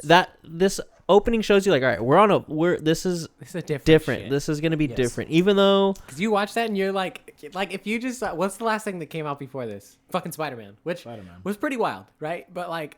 It was Spider-Man still. Yeah, and then even before we had Hawkeye, which is like a Christmas show basically. I mean, I guess it brings it up a little bit. There is some crazy shit that goes down in Hawkeye, but it's not something like this, right? Where we get this crazy like cold open. You don't even see the villain's face. No, and I love that we start out this with them being like, "This is the villain that we're dealing with," right? I hate that. A lot of my main gripes with these Marvel shows is that. We have fucking 6 episodes, 6 episodes, and it takes us 4 of those episodes to figure out who the fucking for them to be like, this is the villain, and then even then the 6 episodes sometimes it's like, oh no, this is the bigger hand at play, So I like that immediately they're like, boom, this is our villain, and this is how different that we're coming. Yeah, I think it only works for 2 shows. I think it worked for WandaVision, and I think it worked for Loki. Yeah. But the rest of them for sure, it's a formula I don't want them to repeat. Yeah. Yeah, and it's like. When I'm watching him break the glass, and then I was like, all right, what is he doing with the glass? And then he puts it in his shoes, and I'm like, holy shit. And then he fucking that made me cringe. That was it's hard to watch, dude. It's nasty. So I think that was fucking great. And immediately kicks off just a great show. So yeah, that's great. Steven Grant. Hi, my name's Steven. Hi, Steven. I can't tell the difference between my waking life. Were you doing that? Were you talking like that at work to practice? I'm just talking like that all the time, bro. now that I've seen this show, I've got to tell you, mate. I can't stop talking like this. I can't. Hey, Not even a little bit. Not even a little bit. It's crazy, isn't it? My name's Steven. I can't tell the difference. Yeah. He's fantastic. He wakes up and gets Oh no, the first time he wakes up, it's chill, right? Yeah, he wakes up and he just like kind of throws his. It's again the same song. I think Yeah. is still playing in the background. Yeah. He throws his Yeah. blanket over and he undoes his little ankle strap Crazy that he keeps chain, himself yeah. on and Yeah. stuff. Yeah, we see his little like morning routine that he goes through. Yeah. Yeah, he has the sand around his bed. Mm-hmm. I thought that was gonna be some crazy like mystical shit, but it's just to track his footprints, right? Yeah, Like to see if he went out the night before. Yeah. Yeah, just Yeah. to see if because he thinks he sleepwalks. Yeah. Yeah. That's something that honestly didn't click for me until I watched the episode a second time. Same. When I was like, oh, okay, that's why. You know, Yeah, with because the little tape on the door and Yeah. stuff like that too. Yeah. Well, I realized like the tape on the door, like, okay, he wants to make sure, but then I was still just like, what's the freaking? I thought he was like mixing in some like spiritual shit, like, So did I, if I get this sand from this mystical land and fucking put it around my bed, then I won't sleepwalk. But Yeah. nah. But then I was like, oh yeah, because if you walk on the sand, you're gonna see that someone The walked on the imprint, sand. exactly. So I was like, okay, Even, Ryan, even though when he fuck. goes to cover it up later, he like half-ass covers it up, and Yeah, you he's can like- still see the footprint. yeah. But yeah, you get like a kind of a good vibe for who he is, I guess, right? It transitions pretty quickly to like the museum, right? Yeah, where so the Stephen Grant persona they're changing it a little bit. Oh yeah, Yeah. yeah. The Stephen Grant persona in the comic books is essentially Bruce Wayne. It's the whole thing where people are like he's basically just Marvel's Batman. Yeah. You know, but he's billionaire, he's super rich. That's how he funds all of his late night vigilantisms and whatnot. He's got like a helicopter and so like the moon copter with a freaking I hope we get it. a moon disc for one just God repel damn like it. there's no like the way that would work at all. Marvel can make it happen. Marvel will make it happen. But yeah, they kind of substitute the Stephen Grant persona for more of just like a. It's a timid. It's like it's not really like any of his other personas, He's just right? very like shy and Yeah. not frail, but like just timid, timid and stuff like that. I'm totally on board. For I'm it. down with I it dig too. I think it's really good. Yeah, I don't know. I didn't do the dive of Moon Knight when you did, so like for me, it's very fresh and it's very cool, Yeah. and I'm really enjoying it. So like, because I don't have any attachment to any version of the character, but like, Yeah. is it a bugger, or is it not so bad? It's the original Billy Sienkiewicz run, which is like the first run of Moon Knight. It's still the same as like they're gonna get to the same point. It'll be the same in the context of the show, but he was a mercenary who was doing some not so honorable real life Indiana Jones grave robbing kind of type deal, and he I can't remember who his employer's name is. The employer is like his first, basically also just like an evil black guy, really, and it kind of like makes it awkward because like the way they portray it, it's really just him beating on this guy that's, Not doing much. yeah, doing something that's not as bad as what Mark is doing, which is killing people for money. Yeah. He's a mercenary. Yeah. But then obviously he has a change of heart and he decides to, change that and stuff like that. And he's doomed to wander the desert. He goes insane wandering the desert. Basically, I'm pretty sure he dies. Yeah. Yeah. He dies, and he talks about it with the little girl in the museum, like, when you need your heart to be judged, and then you get to do the field of reeds or whatever. And then she's like, did it hurt when you were rejected by the field of reeds? And I feel like That was "What?" crazy. Yeah. 'Cause Yeah. she was like, she's like, yeah. He asked her. He's like, I'm not dead. Am I? Yeah. I So yeah, is that like in the show? That still like when I watch it, I'm like, who like? Because died. that's a weird. No, obviously, yeah, he died, but that's a weird question for like a little girl to ask. So it was like, Yeah. is the little girl part of like that sort of cultish sort of? The fucking thing that Arthur Harrow is sort of like leading because he's sort of playing like a cult leader almost in this show, which anybody who's got like the Gator judgment. it's like the little Late as gate is. Late as gate is. Yeah, it's like the little. Oh, bro, that could be the episode title.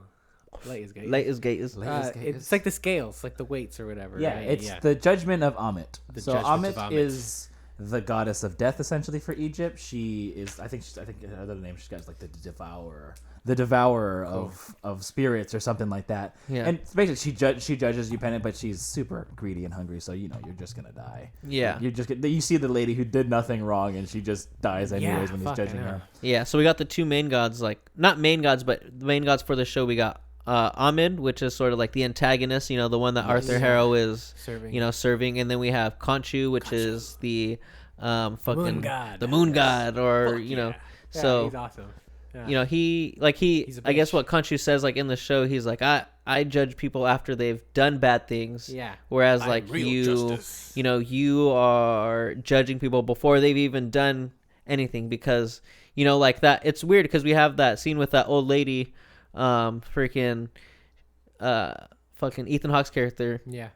Judges the guy before him, right? And the scales are green, they're even, and he's like, oh, you're a good man. Yeah. And he's like, all right, cool, yeah. And then that old lady, she, you know, does the same thing, goes through this under the same judgment, and, you know, it's like, oh, she's bad, and she, you know, dies. Like, I don't know, he like sucks the life out of her, or something like that. She's like, she's like, I've never done anything wrong in my life before. And he's like, I believe you. He's like, but doesn't mean you won't do anything wrong, like, before you go. He's like, Amit sees everything. Yeah. Amit's freaking Santa Claus, dude. Mm-hmm. So Amit is also often depicted with the head of a alligator. So that's a gator. Late is gator. So like every time he's like, late is gator, like, you're like, oh, you're crazy. You're just talking to fucking Amit. Like the judgment of death. Like, he's just on insane. the phone. Yeah. Who is he talking to? I'm pretty sure. I mean, there's probably somebody he's leaving the messages for. Maybe it's Layla. Okay. But the latest gate is, I think he definitely is still a little quack job from dying. From essentially dying and becoming the fist of Khonshu. Vengeance. The fist of Khonshu, yeah. Dude, that's cool. Oh man, if that happens, that's dope as fuck, honestly. Yeah, it's really cool. So when he's talking to his mom. What's actually interesting, and this is new knowledge that I was I was watching something. I was just brushing up a little bit today. The scarab, which is the main artifact for this show, is there's a comic out there where Moon Knight gets himself into some crazy like level things. Mm-hmm. He gets into like a basic space battle with Kane the Conqueror. Cool. God damn it.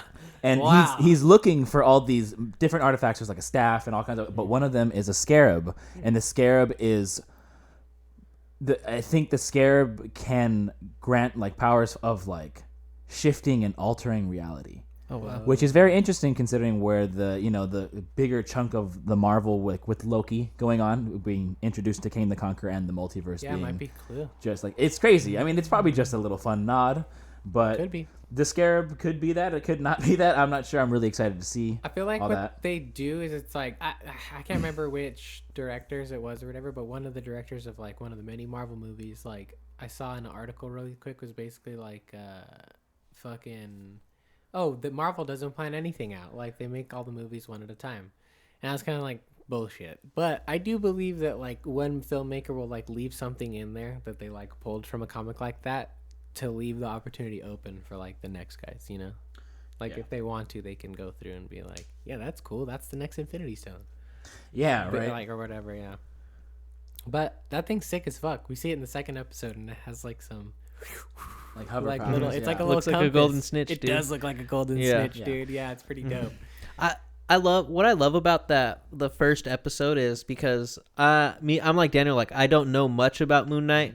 Obviously I brushed up on him a little bit after watching that first episode, but I haven't dove into like any comics, so I don't know any like super hard like the hard deep, facts. like deep cut like anything like that. So this first episode was great. Like, being someone that didn't really know anything about Moon Knight, like I thought this episode was great. It really hooks you in because you're like, oh my god, this fucking fool Steven, like what's going on with him. Like, if you don't really know anything, like you're really sucked into it, and it's a great origin story because it's not really an origin story that we're getting. It's just like, we get all right, dropped into his life. Yeah, we're getting dropped in, and I love that shit because you gotta like figure it out you're almost figuring out all this shit with the character as you're going. Steven, so I fucking enjoyed the fuck out of this because Steven's awesome. Every like twist and turn in that first episode is really good, especially when you get to like the end, and the shit when like the time is, he's sort of like getting, the time is sort of lost, it's a little bit Fight Club-ish, so he's like at his job or whatever, right? And this like chick comes up to him and is like, oh, hey, how you doing, Steven? Right? And he's like, oh, hi, how are you? And she's like kind of like, oh, fucking so like, we still on for Friday night? And he's like, are you asking me out? And then she's right, it goes on, and he doesn't really know because it's like, it seems it was Mark probably, right, who like asked or something or other. And the whole rest of the episode goes on. Really, really good shit. I love the fucking blacking out shit. Yeah. Because like he goes to bed that night or whatever after that time, right? And he wakes up and his fucking jaw's wrecked. Like it's nasty, bro. That was one of the more hardcore things I think they've shown in like the MCU. Like, he's like tossing the Rubik's cube up, and then he has like all these things that he's using to like go to sleep, right? He has like the a stay awake podcast. To stay awake because he doesn't want to fall asleep because when to stay awake. Yeah, when he falls asleep, like weird shit fucking happens to him, right? So he's trying to stay awake. You see him brushing up on his like Egyptian mythology, reading the Ennead, and learning about all the gods, which we kind of learn about a little bit. And it's fucking nuts. Yeah, he's like laying in bed. He's like trying to do like this Rubik's cube, and he's tossing it up. Then all of a sudden, whoom, he freaking falls asleep. And he wakes up, and he's like, he wakes up somewhere, and he's like, oh, like his jaw's all fucked up. You see some blood. Yeah, I got to like crack it back in. It's nasty, dude. And you're like, what the fuck? Like, what just happened? happened? Yeah, and so I hope we see that. Like, I hope in like I hope we see those as like flashbacks, like sort of like filling in what happened. You know what I'm saying? Could you imagine we go the whole movie with not a single action sequence? It just anytime anything cool happens, just gone. It's just like a blundering Steven the whole time. He's like, oh my god! Oh my god! What have I done? So I don't remember what I did here. Yeah. I'm so sorry. They do okay. So but they do a really good job of showing of having the audience like realize like. You kind of get the sense because when he's listening to the Stay Awake podcast, it's like, what does she say? She's like, you'll need about 5 hours of sleep to keep your regular self. Yeah. Mm-hmm. And he's not getting the sleep. Yeah. As soon as he goes down, Mark takes over and he's doing some Moon Knight business out there. Yeah. So he's already on a path to being crazy, which is also his it's like his thing. It's his thing. He's crazy. He's batshit crazy. Batman has no parents. Moon Knight is just cuckoo. Crazy. He's just crazy. Straight up has dissociative identities. Yeah. It's freaking nuts. And it's funny because you even see, I mean, that's not funny, but you see fucking, he has sort of like this, he's talking to that, that street performer that kind of just sits there and he's like, yes. And that's a character from the comics too, right? Crawley, that's going to be his Crawley. Basically all of his emotional things that just go on, he just spews it out on him. That's and it's funny because he's like, it's like my body like wants to go to sleep, but I just got to get my steps in. Yeah. Like it's crazy. Yeah. And I was just like, oh, like you're just like, that's fucking weird. Like, like he's trying to go to sleep, but he feels like even when he does like get sleep, like, oh, I'm still fucking tired because what the hell? And I like wake up like sore because I got the shit beat out of me probably the freaking night before. And holy shit. But yeah. So he wakes up. He wakes up on the floor, jaw moving, and he's panicking, like, "Oh, what do I do? What do I do? What do I do?" That show was funny, where he's like, he looks up behind him, and he's at like, the guy. Hi, and the dude waves back. Yeah. Hey, what are you doing? Shoot him. Yeah, that's just and crazy. then you hear a bit of a booming voice. In the background. F. Murray Abraham. I'm familiar with him. If you've seen Mythic Quest before, we got to do Ryan? that. I'm gonna be honest here. I don't know what else he's from. That's the only thing I know him from, and it's funny as hell. CW. Mm-hmm. But yeah, great voice, and he's talking to Mark, and he's like basically leave us alone, like go away, imbeciles in control. Yeah, the imbeciles in control. Yeah, he's like, oh shit, yeah, and he's run, run, and he's like, basically telling him basic commands. Exactly. And so you get a little hint, like, okay, there's more to him going on than just this. It's the first kind of like, oh, he's cuckoo.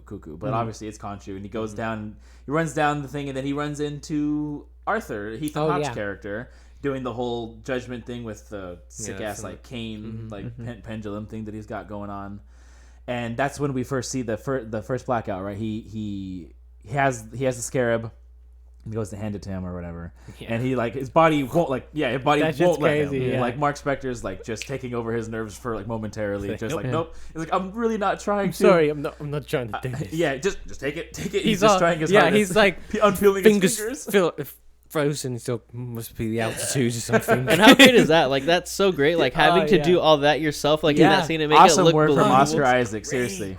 He looks great, dude. How do you walk in a direction without looking like you want to walk that direction? Yeah. Like when he's walking away and I'm trying to show me legs. I can't do it. Yeah. I love that when he's like trying to blend in with the crowd, that they gave him that like little white hoodie that he's rocking. You're like, cool. Just a little precursor there for what's to come.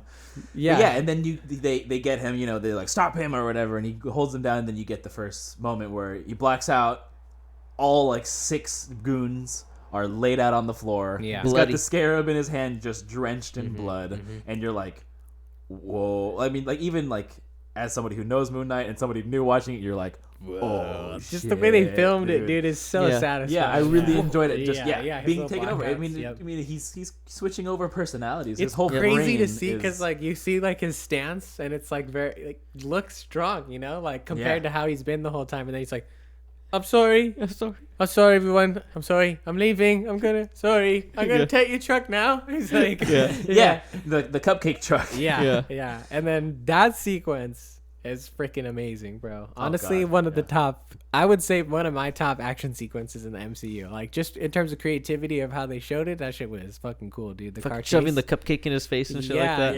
Yeah. He like blacks out again and then wakes up and he's got a gun in his hand. He's like, whoa, like holy shit. But then the one that got me was like he blacks out again, like when some shit's happening, and then he turns around and it takes a second for him and you to realize, and he's like, I'm driving backwards. Yeah. What the hell? That shit was cool, dude. I was like, dang. Truck. Yeah. Yeah, seriously. What? Truck. More of just Khonshu just coming in and just being like, dude, no. Like, I love the whole like the Venom sort of like vibe it's Yeah. got going on. And, like when Venom talks to freaking Eddie Brock in the Venom movies and shit like that. Like Yeah, it gives sort of like a comedic relief when he's like, "Oh, the idiot's in charge again." Yeah, for sure. It makes light of like a heavy situation, which Marvel's always good Give at. control to Mark. Yeah. Yeah, seriously. And Who's it's, Mark? It's great because like obviously like there is like all that's real and all that kinds of stuff and he's tripping, so it is like they're bonded together, but then you always wonder, even in the comics, like you wonder, you're just like, okay, but is he just fucking crazy? You never like there. You can Like- see Khonshu the way he sees it as much as you want and stuff like that. But you're like at the end of the day, you're like, yeah, but Nobody maybe else he's sees just fucking crazy. Yeah. Um, There's this one like panel. I don't know what comic book it's from. I've just seen it on Instagram before that I freaking love. That like I hope we get one day where it's like it shows Spider-Man and Moon Knight standing there, and they're just like sitting there, and then Moon Knight's like, damn, I picked a really bad time to black out. What's going on? And then like Spider-Man tries to explain what's going down. He's like, there's these guys. He's like, okay. And he's like, Spidey's like, just punch who I punch in a second, okay? Yeah. That's good. The one that I love that I've been seeing is the fucking when because he has another persona in the comics, right? The Jake Lockley. Yes. The cabbie. And he's like fighting, and there's like, oh, there's Moon Knight, like he just throws random bullshit, and like it cuts to Moon Knight throwing shit. He's like, random bullshit, go! Like that's fucking great. Damn it, that's so You funny. see like little daggers flying out, like little moon that's rings. And he's like, random hilarious. bullshit, go! Yeah. Like, Damn it, that's that's so just good. funny. That's from the Billy Sienkiewicz run, all that stuff. Like those iconic ones. Those are so good. That's hilarious. He's dude. hilarious. Yeah, that sounds super fucking funny. Yeah. But Khonshu, I think you get a little bit more to know about him in the second episode when you get to hear about him. It's good. I like it. Khonshu is the moon god of travelers. So the Moon Knight's job is to protect people who travel in the night. You know, if you ever drive around late at night, just Cool, know that that makes Moon Knight's got Moon your Knight's back. got my Wow, back. that's Moon nice. Knight's That's got your why back. the moon's following you every time you're Yeah. driving and you look up at it, dude. Yeah. Wow. Khonshu's Hey, well, Moon Knight. dots so are the- Moon Knight's connecting. real. Dots are connecting here. all of it, bro. The Khonshu FBI is is gonna show up. Khonshu's the Checking the door over there. Yeah. Khonshu's actually the brother of the Panther God Bast No way. Yes. from Black Panther. Yeah. Yes. That's lit, bro. Yeah. That's fucking cool as shit. And it's always his stance. Mark Spector's stance with Khonshu is kind of different sometimes. I guess it's dependent on who writes it. Moon Knight doesn't necessarily believe in his god. He for being real here, Khonshu's a dick. yeah. Khonshu's an asshole. He's borderline a bad guy depending on who's writing him. I know in like the Jeff Lemire. I think it's the Jeff Lemire storyline of Moon Knight, which I was actually gonna bring to have on display, but I just fucking forgot. it's all good. I forgot it.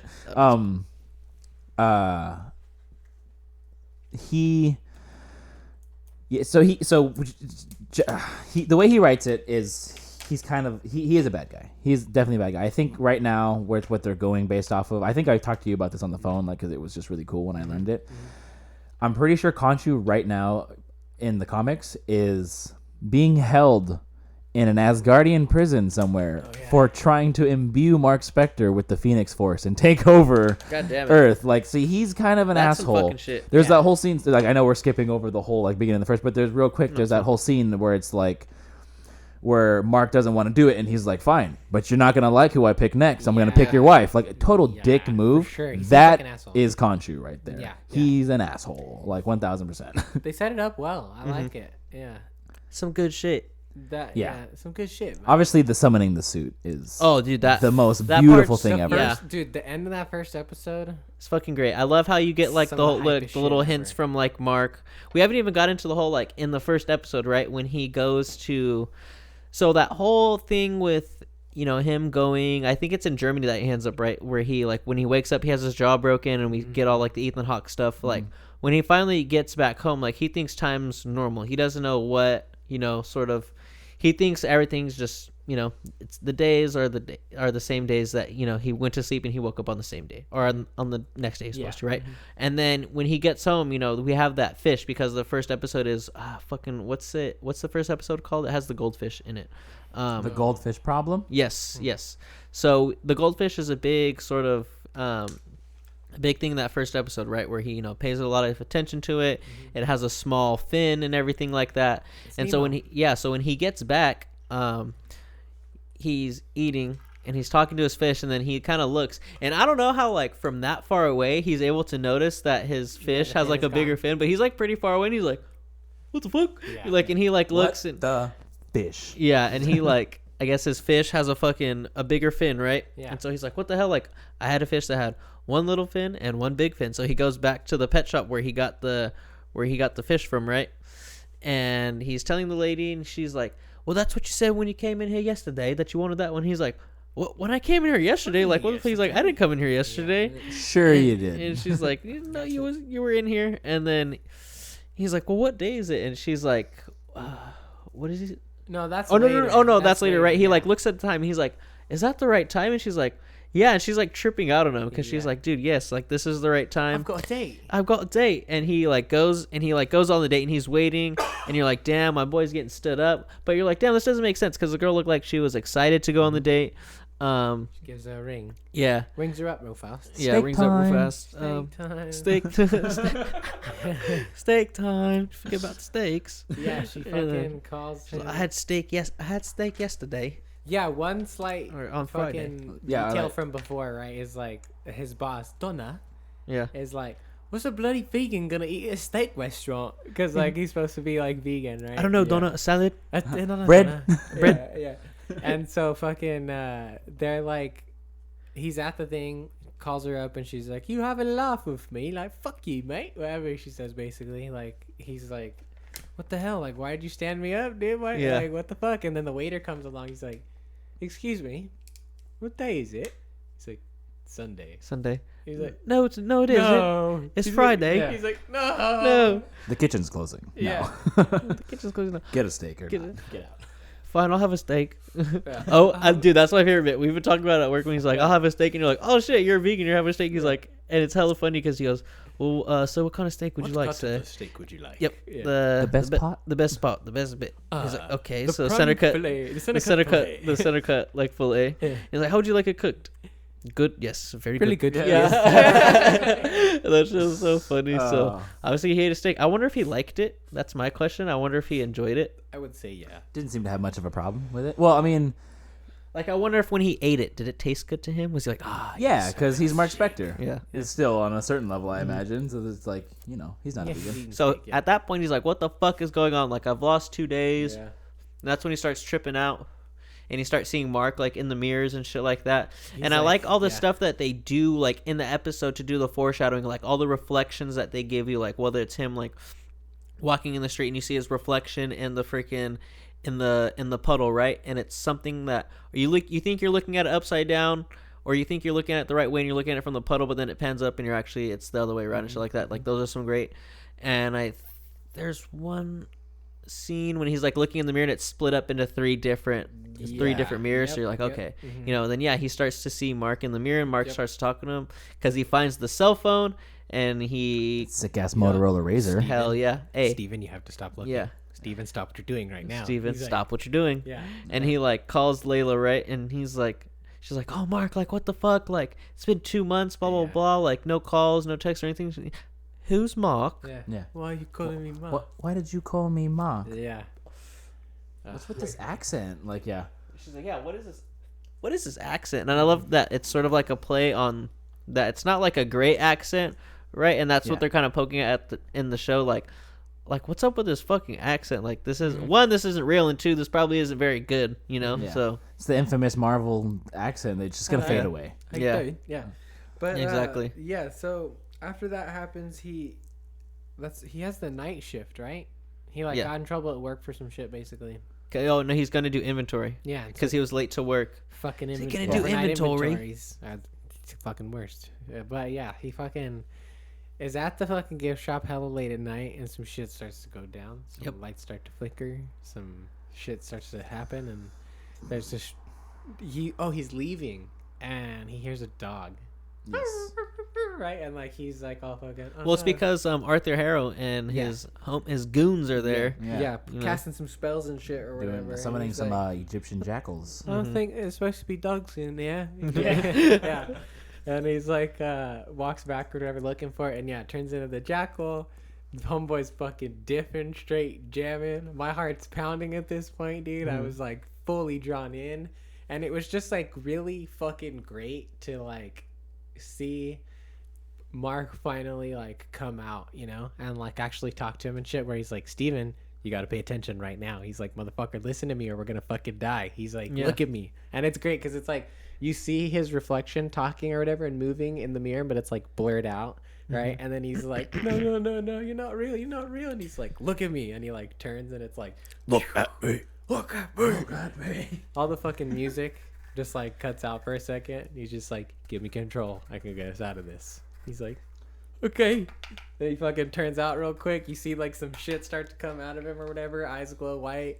And then you kind of cut away to the door and you just hear like some shit going down or whatever. And then the fucking bathroom sink flies out the fucking door. Yeah. And then so great, you see the fucking jackal's claw like clinging on for dear life in the doorway. Yeah. And then he just gets pulled in and fucking tossed, and Mark Spector's just fucking Moon Knight's beating the fuck out of him, bro. Oh, that was such a good turn to see Steven so helpless and like weak, like in his stature and his everything throughout the whole thing, to just have him flip 180 and just like wreck it was such a great ending to an episode. Dude. Because as like you get the suit reveal, he turns around, like the suit reveal that we've seen from the trailers and shit like that, and then it just ends. Dude, right? Rise. It's all rise in that. Like seriously, that fucking remember? It's so Here intense. he fucking is. Remember the episode of How I Met Your Mother when they're like the New Year's Eve all parties, rise, no fall. All rise. Yeah. Everyone thinks a good playlist, you know, you need some rise and some fall, but no, a good playlist is just all rise. Yeah. Fucking A, shut through the heart and you're too late. Hey, is that Moby?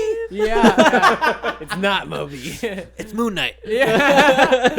That was a fucking great ending. And then that second episode is fucking phenomenal as well. Yep. Because I love what the first and second episode do. The first episode is very much like Stephen Grant, like from the perspective of Stephen Grant. And then that second episode, we're flipping more to the Mark Spector because Stephen Grant's like, what the fuck just happened? Obviously wakes up again and is like, oh, thank God. It was just like a dream. No, it was not. No.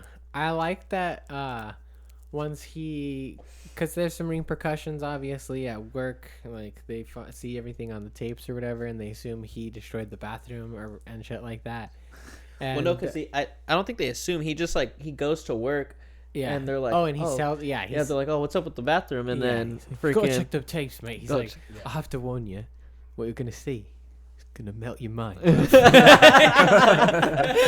damn it, dude! The guy who just wants to watch the sea otter videos or whatever. They're adorable, mate. Yeah, that shit's so good. Hey, if I was a security guard, bro, for a museum, I don't really gotta do too much shit. Yeah, he's like walking in and I'm gonna watch some sea otter videos. He sees fucking Arthur like on the bus, right? And he's like walking in, he's like, oh shit, it's not a dream. Yeah. And then he goes up to him and he's like, oh, hey mate, look out for anybody, don't let anybody in. Yeah. And he's like, it's a museum, mate. Gotta let people in. Yeah.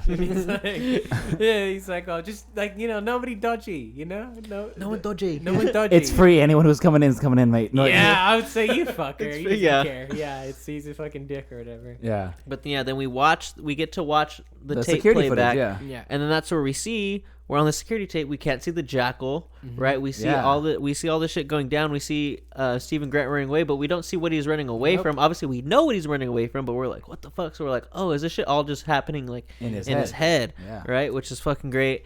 And then you see him run away, and then they fast forward to try to see who like walks out of the bathroom because he's trying to see if he can catch Moon Knight walking out of the bathroom, which he does, but Catches Mark Spector. he catches walking Mark in, yeah. Spector. It's great because he's like walking. You're the one that messed up the loo. Oh, what is it? Gary and Maiden is gonna kill you. Yeah, it's good. It's really good because he's looking at the camera and you're looking at the footage, and he's like, "That's not me," and you can fucking You can see tell. it, bro. Yeah. You can Oscar see The Isaac it. stature that- change. That for fucking sure. that stare, the way Fucking he's insane. walking, like he has a purpose to his walk. Dude, Whereas it's insane. Stephen Grant's a little bit more reserved, kind of hunched over a little bit. yep. It's like that. I've been seeing that meme a lot with with Superman, right? Like in the original Superman when he's Clark Kent. when he's all hunched over with his fucking glasses on, and then he just takes them off, and he literally just like. Superman. Yeah, Yeah. that's literally kind of like what it is. Like Stephen Grant is that sort of like weird, quirky, like, hey,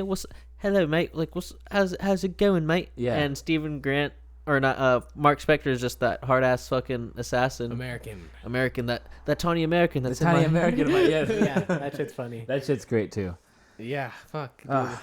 And that stare, dude. People have been talking about that stare on the internet like since nasty, it bro. freaking like it's great, dude. Nasty. He's got the Like brows. he's solidifying himself as one of like the great actors of like our generation. For So like sure.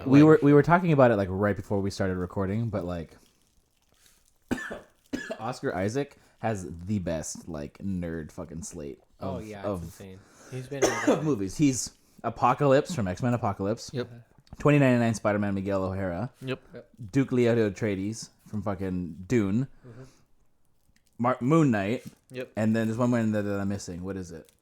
Maybe not. Maybe that's it. But that's still pretty freaking impressive lot for of like fucking- what the span of like 5 years. All these movies, Dude, of yeah. things. Oh, he's in Star Wars. Star Wars, yeah, Poe it's Dameron, fucking of course. Dameron, Yes. Like, yeah, what other little things he in? Yeah. Oh, Star Wars, yeah. Yeah. And like I said, you guys need to watch Ex Machina, bro, because he yes. is fucking nuts. Gotta in check that. I gotta check. He's that nuts. And if you guys out there haven't seen Ex Machina, you need to fucking watch it. Well, we should talk about it one day on here because it's a fucking nuts ass. Yes. Yeah. Of course, Of mate. course. Yeah, we'll do it. Bruv. Of course, bruv. Of course, bruv.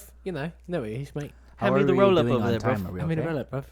We doing okay on time, or is it running a little Oh, long? no, it's Go, however. All right, cool. I really don't care. yeah, we go. Yeah, we can make sure. Anyways, yeah. So then right after that, he dips. He's fucking freaking out. Like, okay, maybe I'm crazy. We meet Layla. Yep. She runs in onto the street after he's, or is that at the end of no? When is that? It's like middle of the second episode. Yeah, 'cause he starts he's- getting chased down by like the Arthur Harrow's. Group. Yes, there we go. Yeah, and he drops right there, and she hops on. She's like, "Get on" or whatever, and he's trying to explain to her like, I'm just Steven. I'm not whoever the hell you think I am. Just Steven. Just Steven. Just Steven. Yeah. Even Steven. But yeah, so she's all like, what did she say to him on the thing on the Vespa? She's like, "I am still your wife," and he's like, "What? Did you say wife?" Like he has a whole moment where he's like, "Oh my god, this beautiful woman's my wife." Yeah. Because And he, just like Noah in our last review, he's having a hard time with love because of what goes on with him and Mark Spector and the time that's also lost, Yeah. And that's the sad thing about that first episode and the sad thing about the Stephen Grant character. He doesn't know this shit's going down. Yeah. Mark knows this shit's going down, so Steven thinks he's living this life, and which he's fucking really not. He's just an alias, or is he the alias that we really don't know yet. So it's pretty fucking sad because you see he has the things he really wants. Like he has, as Mark Spector, he has a wife and she's into like Egyptian mythology and all that shit, because when they go back to the apartment, she's like, he's geeking out over, Egypt and all this stuff, and she's answering the questions before he can answer them and like finishing his sentences, and he's like, oh my god, like blah blah blah and shit like that. So he's someone that what is it? I can't remember what it says, but he says something like someone knows their Egyptian dialects or whatever, and she's all, you do. That's amazing. Well, it's also kind of trippy too, because like she's like looking through shit or whatever, and she like finds a poetry book, and he starts like reciting a verse from it or whatever, and then she chimes in at the end, and he's like, she's my favorite poet, and he's like, no, she's like, no, she's mine or whatever. Yeah. So like I know in the comic books he's born as Mark Spector, right? That's the main person. Yeah. So Mark like Spector I do think that is the case in this one, and so part of me thinks that like his building of Stephen Grant is like him trying to like preserve like the parts of the people he loves, and you know what I mean? Yeah. Mm-hmm. It's crazy. He's got Stephen has the same interests and shit like that as he does or she does and everything. It's crazy. Yeah. She says something interesting to him in there where like she's talking about like, you're Mark Spector, you're the Moon Knight, and she's like, you summon this suit, right? And I thought that was interesting that like, because I remember when I saw it in the trailers and it, the suit grows out from him. Yeah, it's crazy. I thought it was just like cuckoo, like that's how he sees it in his mind when he puts on the, because in the comic books it's just like a fucking leotard suit that he throws on and off. Yeah. But the suit genuinely like summons the suit, and it's really awesome. I really like love that so much. The suit looks great. I love how it looks badass. When he summons it. Yeah. When he fights in it, when he is like running too, because we get the sequence in that second episode when he's running. Perfect. I think everything looks freaking. I think everything so far looks really good. I think this is one of the best story MCU shows that we've gotten. Yeah. Obviously, I think this and Loki are probably my 1 and 2. For sure. Honestly, like it probably. I mean, I can't judge it after, but right now, right, it would probably go Loki, Moon Knight, and then I would probably go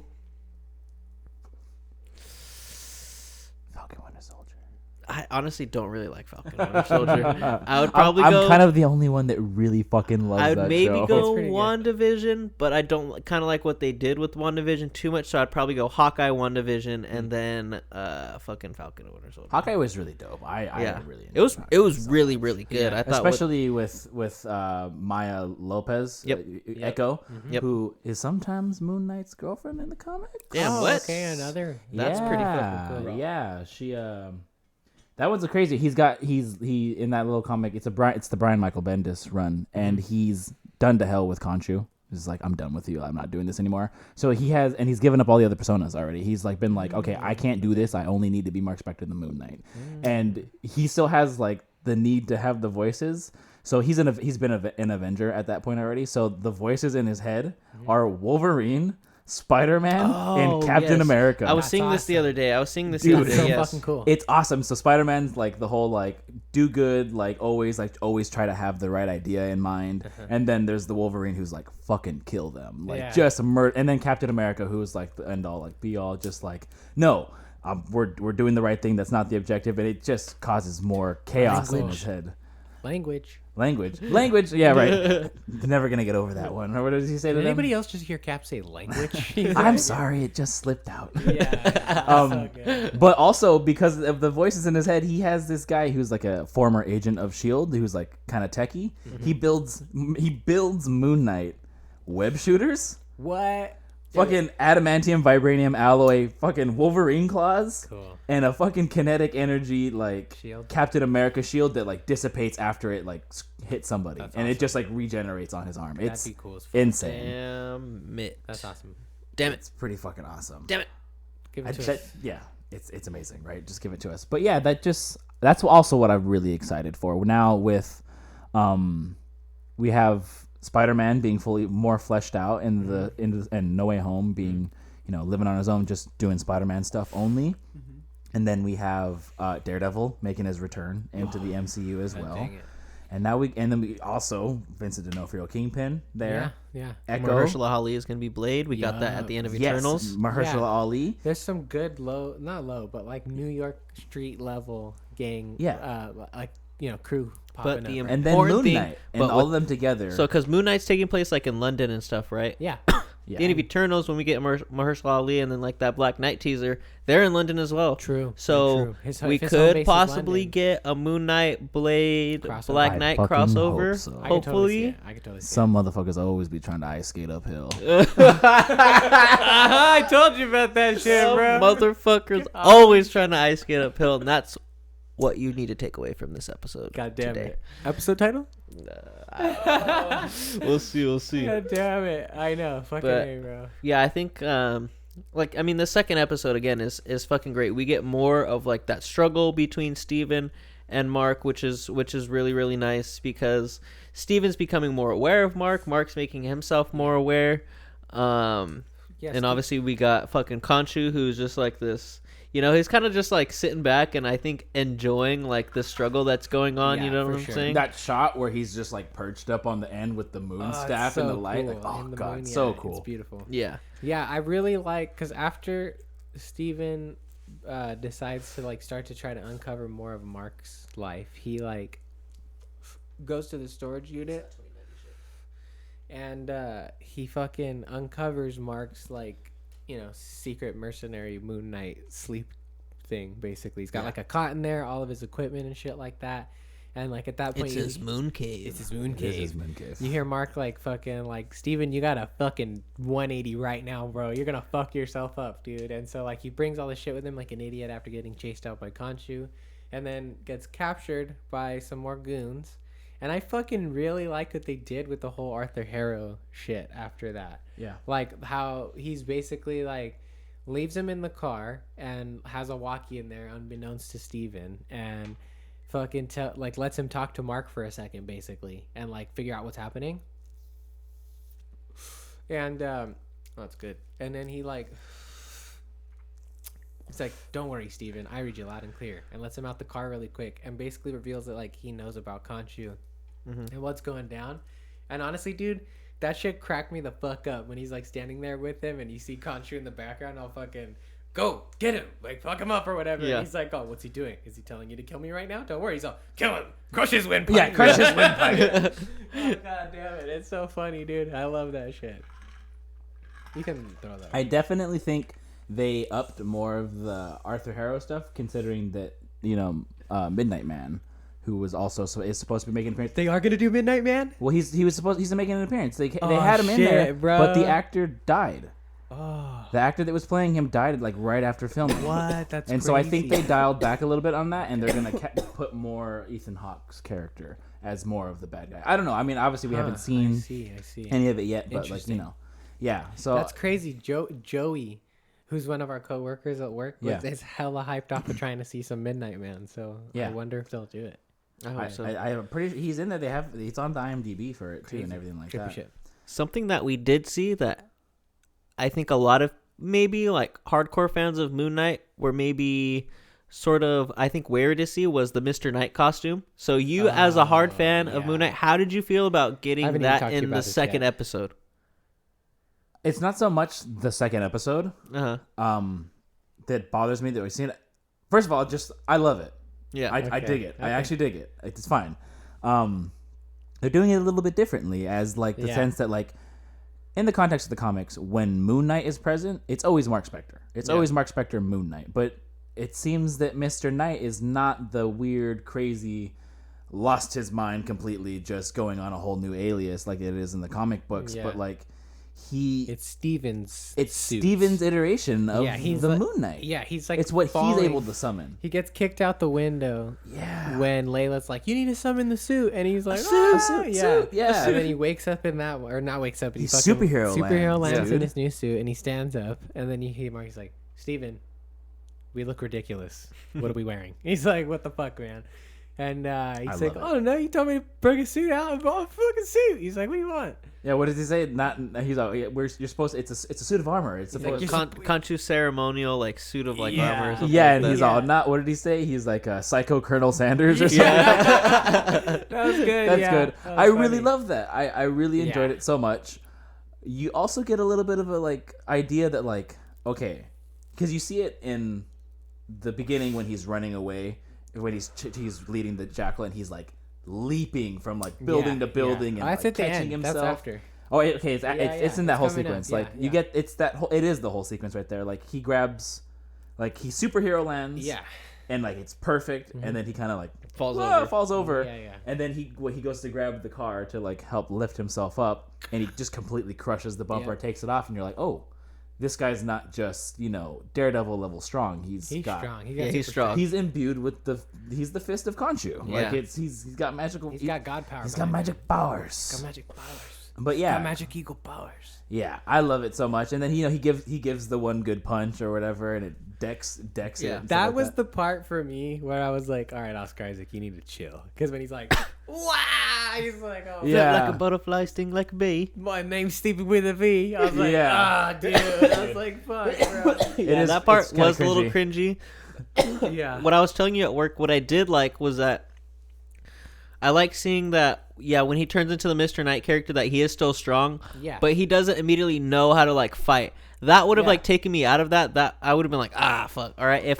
If he would have turned into Mr. Knight and all of a sudden he's just like kicking the shit out of like the Jackal, I like that the Jackal is still fucking like beating the fuck out of him. So he's like, and Mark's like, hey, you gotta like if you let me freaking take over, like we'll get out of this. Give me the body. Yeah. And so you Give see me the body, Mark. Give me the body, Steve. how they're having this struggle, but you're gonna see how hopefully they're gonna have this like they're gonna see how they have to work together.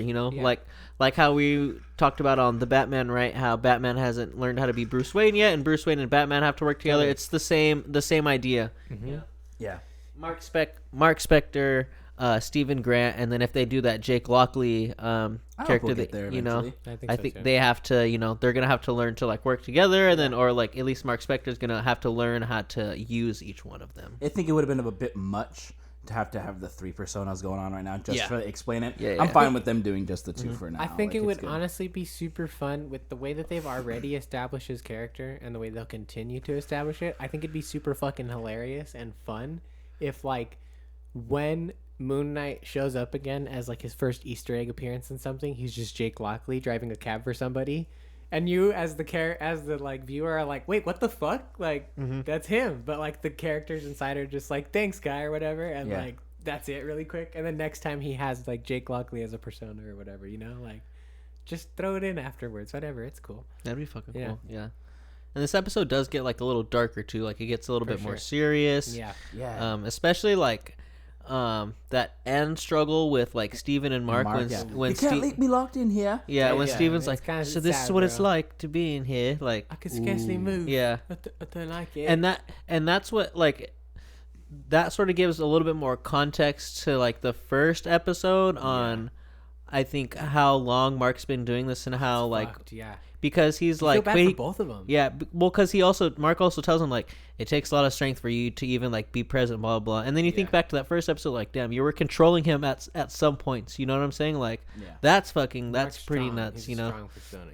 He's definitely gonna be like a big source. He's gonna be a big source of like willpower for the MCU. I don't know how street level wise. Oh hell yeah, dude! I don't know how it is like in the comics or not, but like I think it's kind of nice that Mark is like, relatively caring for Steven, like he's still a dick for sure, but like when Steven kind of wakes up in like the mirror world or whatever it's called, or like inside his head or whatever, right? Like he's like, it's okay, it's all right, breathe through it. He's like, it gets easier. He's like, it's all right. He's like, how long have you been doing this for? He's like, I don't know. It's like a long time. It's like, oh fuck, bro. Like you're just like, damn, this poor fucker's nuggets, bro. Like he's he's like, 679 days since the Gotham Project.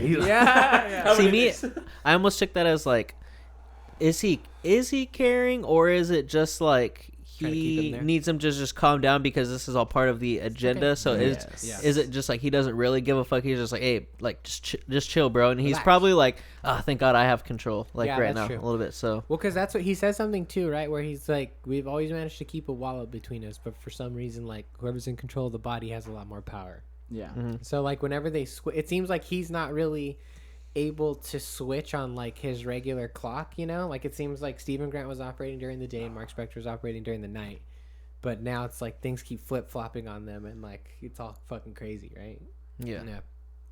But I'm freaking double hitting that shit. But yeah, like you get to that ending and Khonshu shows up right after he kind of like pushes Steven away or whatever, and then that's where we get that hint of like, oh yeah, this guy's kind of a fucking asshole. Because he's like, we're not done, man. He's like, what, you think that body belongs to you? He's like, that's mine, bro. I fucking saved your ass. Yeah. Because like he is dead. He tells, Yeah. we get confirmation in the show. He like tells Steven, he's like, we fucking died, bro. Like we wouldn't be here if it wasn't for Khonshu. Like, yeah, and he turns it on him quick because Mark explains it to Steven earlier, right? Of like, Steven. He's like, telling him like, if I decide to stop being like fucking his servant or whatever, he's gonna just take like my wife or whatever. Yeah. And he says it again. He tells him like, basically, fuck you, bro. because he does ask Khonshu. He's like, what happens if I just decide to stop doing this shit? It's like, that's fine. I'll move on to the next candidate. But So Mark, go ahead. Just do it, bro. Yeah. It's cool. Do it. You won't. Do it. I dare you. Do it. You won't. Yeah. I dare you. Yeah. I fucking dare you. Yeah, and that's important. It does need to show the selfishness of Khonshu, to be honest. Like how like he doesn't really care about. No, he just wants to get his shit. Yeah. He needs his Khonshu just cares about his He's shit. his avatar. Yeah, which at this point is a little still unclear to me. Like I get that like they want to stop Amit from coming out because he's like the opposite of his type of judgment or whatever, but I feel like there's some probably shady shit. Of course there is. Yeah, that Khonshu's got hiding from Mark and Steven and shit like that. Yeah, so that's the only thing that hasn't really been flushed out a little bit. I hope to see. So it's a little different, right? Because Mark doesn't have like superpowers in the comic books. He doesn't. He's just when he's Moon Knight, he's got and it's just a suit and he has gadgets, right? Yeah, he's got. One thing that I'm interested in seeing, I hope that they do is like, I wonder if at some point Mark and Steven will learn to work together to sort of like even overpower Khonshu. So that way they're operating, or he or whatever, I don't know, is operating as like Moon Knight, And like, I don't know, does he always have to serve him no matter what? Is he always just, he's not, right? Like at a certain point he does shit that he wants to do. He is he's faithful to like his mission to be like the protector of people through the night, but not necessarily like for Khonshu. Yeah, like he just does that because he's a hero guy. Yeah, he's a hero guy. Yeah. Hey, I'm just a hero guy. I'm just a hero guy. You might do good things. You're Moon Knight, and I'm just I'm just a hero guy. Yeah, hey, listen. He's a hero guy, all right. Just like any other hero guy. Like you Captain America's, you Spider-Man's, all them guys. Hey, so you trying to be a hero guy? Hey, so you trying to be a hero? First things first, create another identity. Be batshit crazy.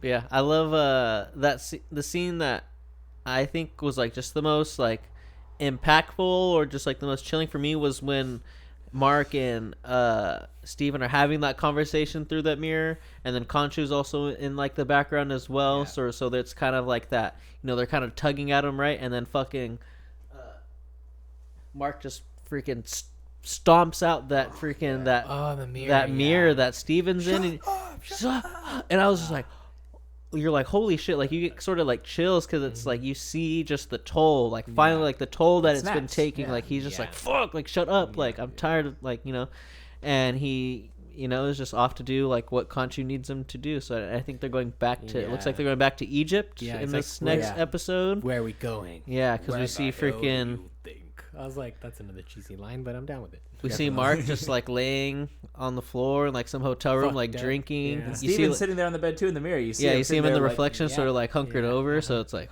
it's it's good. He's coming along for the ride. It's gonna be a twist. So it looks like hopefully we start to get a little bit of flashbacks of like what happened to Mark and like Egypt and stuff like that. I think we will. Yeah, especially now that we're here. I'm excited to see it. I like how like smart they've been with doling out the action sequences to us. The first scene, you only get it for like maybe 10-15 seconds at the end, right? You get a dope ass chase sequence that lasts minute, maybe close to 2 minutes, right?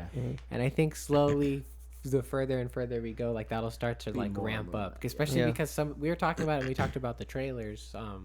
Is like some of the action sequences that they've showed in the clips look fucking phenomenal, dude. Like, oh my god, when he fucking grabs that jackal out the fucking sky and impales it. Oh, that was awesome. I love that was badass. The crescent darts is what they're called. Yeah. The little dude, that shit was hard as fuck, bro. Seeing sick. him just like pull him off his chest, dude, that was cool as fuck. So dope. I can't wait. I hope there's more like, random shit go, like stuff Random like that, bullshit or random go, bullshit yeah. go. Yeah, like I hope he has more gadgets and shit and stuff Yeah. up his sleeve. Go gadget. Yeah, Moonbow. Moonbow. Yeah, fuck. It's a great show, dude. It is really good. I hope because I mean, before the show, they really promised on like it being like that PG-13 or like pushing it a little bit to where it's a little darker. They haven't. I wouldn't say they haven't necessarily been the most like giving on that. They can do. I feel like they can do a little bit more to push it. Obviously, they have that scene where they impale like the jackal or whatever, but I feel like other than that, there hasn't been anything that's like like the Batman really pushed that like that PG-13, so it's like I can only compare with what I've witnessed, right? Like the Batman really pushed that, and if the Moon Knight and the Batman are fairly similar, like I don't want to compare them, but they're in that similar vein. Like I want to see that sort of ramped up a little bit in these next 4 episodes that we have left. So they advertised that the violence would push the boundaries of Disney TV, so I do want to see that too. I mean, I think they'll get there. I think like with the way that he fights, I think they'll definitely get there. Yeah, I would say that like. Again, you're right. It has been tame so far, but the intent behind the way he's like socking the fuck out of that jackal in the first one, I'd say is more hardcore than you're not gonna see Falcon doing that. It's more hardcore than we've seen any like Marvel mainstays do. That's like some Daredevil type like punching. That's true. Like he was fucking rageful, him up, man. Yeah, for sure. Like that, but I think also too, I didn't know that they had dropped that or whatever. But I would say like part of the way they're pushing the PG-13 is just like the psychological part of it, and like that's true. The amount of shit, the he's fucked up. Like this is like some scary shit to think about, like it is some mature level stuff that's going on, like psychologically with him. Definitely. Like in the same way, there's like gory thrillers and psychological like scary movies and stuff. Like I'd say they're pushing it like that a little bit too. Yeah, but I just want to see him with the fuck out of something. He's gonna, dude. He will. Yeah, I really want to see that. I think he'll wreck some goons. He'll probably fight some more jackals. I'm assuming there's probably gonna be like. We got a quick drop of the fact that Arthur Harrow was the previous Avatar. Yeah, that's interesting to me because that's adding a layer to the character that wasn't in the comics, So it's something that was good, but that didn't. Sometimes they could add something and it's just like, you didn't need to add that. But this was something that I think was interesting because that adds to that scene where. He's sort of like, is that what is he saying to kill me? Is he blah, blah, blah saying this? Because obviously, okay, that's why he knows what he's saying. That's how he knows. And then that also adds to that first episode when he's like, I know how he feels, like the voices, he's like, they're maddening, blah, blah, blah, stuff like that. So obviously he knows at that point, I don't know if he created multiple personas like, like Mark did, but obviously he understands and he knows what's going on. So so I'm interested to see how they flesh that out a little more. I hope that's not something that they just kind of say and they just kind of don't ever touch on again, because some Marvel can do that sometimes. Sometimes they can, do that with these shows. Yeah.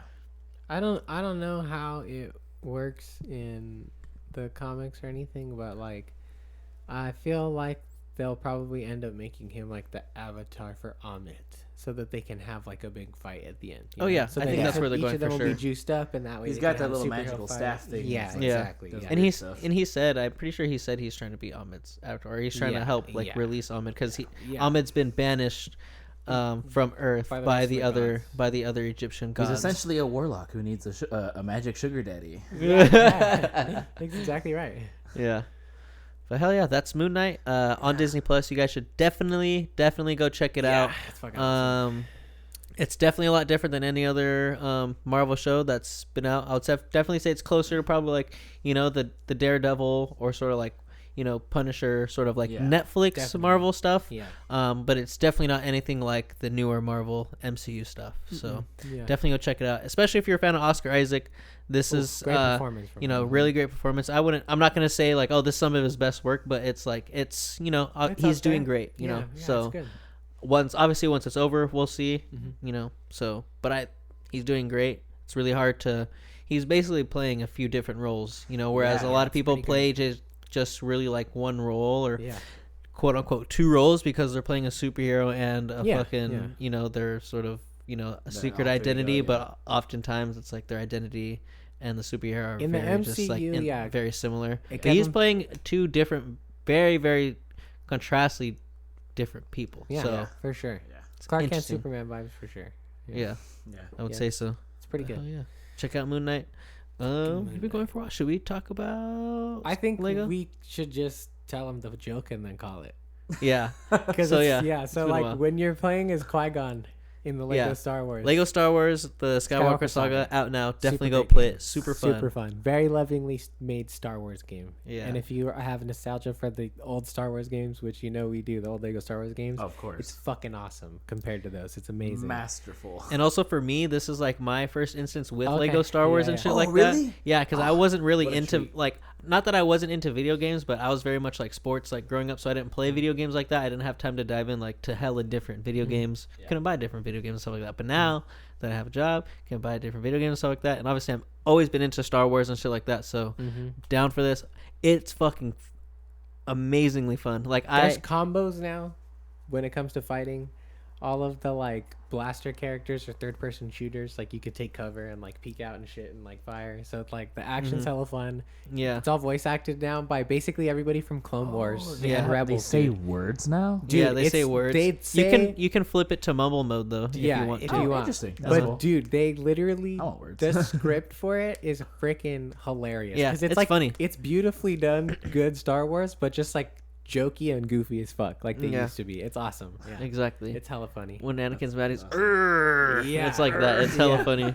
Dude, It's- they fucking so there's a it's like so, hella. So I know I know they did they added like the sequilogy, I Yeah, guess, yeah. all those ones. yeah. But so it goes through all of them again. So is it the same story as they were before, just remastered?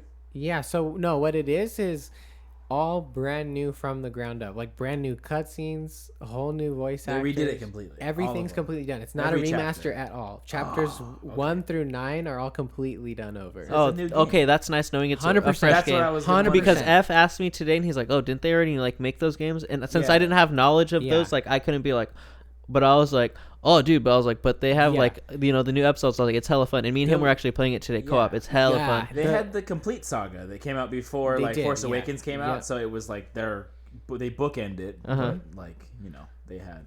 But no, yeah, this is really good. And the point we were trying to make was like Yeah. how great it is, right? So if you're not familiar with The movie Star changed. Wars, or if you are, so Liam Neeson plays Qui-Gon Jinn Yeah. in Episode 1. He also plays. I've So-and-so I've in really the never movie watched Taken. Taken, but he's in Taken, and in Taken he's like, I have a specific set of skills. He's got a very so famous if speech. you're playing as Qui-Gon in Star Wars, in Lego Star Wars, It's random. and you're in an area where he has the ability to like, where you have to like use the Force to pull something up, Yeah. his character will literally say, I have a specific set of skills that'll help in this area. fucking dude, awesome, dude. I was It's playing hilarious. it and I lost my shit. I cuts. was So fucking funny. dying Dude, with how like, funny that is. Yeah, I Like, saw. go ahead. I saw the clip of it too. There was another one that you were telling me about. I fucking found it on YouTube where you go to the Tusken Raider village Uh-huh. and you walk up and there's like a translator droid and he's like, "This is a Tusken Raider village. It's the home of not only the men but the women and the children too." And just little things like that, like you can tell that they took their time with this and they made sure that this was a fucking just a great game, which it is. Like I honestly, with how deep you can go into it, I put it up there with like the Spider-Man like PS4 game, which I had so much fun with it. But this, like, you can go nuts. Like, Yeah. Because it's open world now too, dude. Like Yeah. you walk, okay. you can blaze through the story. There's no just like Mos Eisley like checkpoint for each chapter. no, like you can. Well, there is, but they're huge now. They're gigantic. Like, and Yes. each one is different. Like, there's a different world for basically like every planet. Like, you Yeah. can go to every single planet in the Star Wars universe. Yeah, and to 100% everything, you have to 100% like each world, and within each world, you have different tasks. tasks There's, and like, different data areas, like cards. different cities you can go through within each Yeah, world. So it's a crazy. chunker Like of on it. Naboo, Dude, dude, yes. on Naboo, there's an open world for the Gungan city underground, Yeah.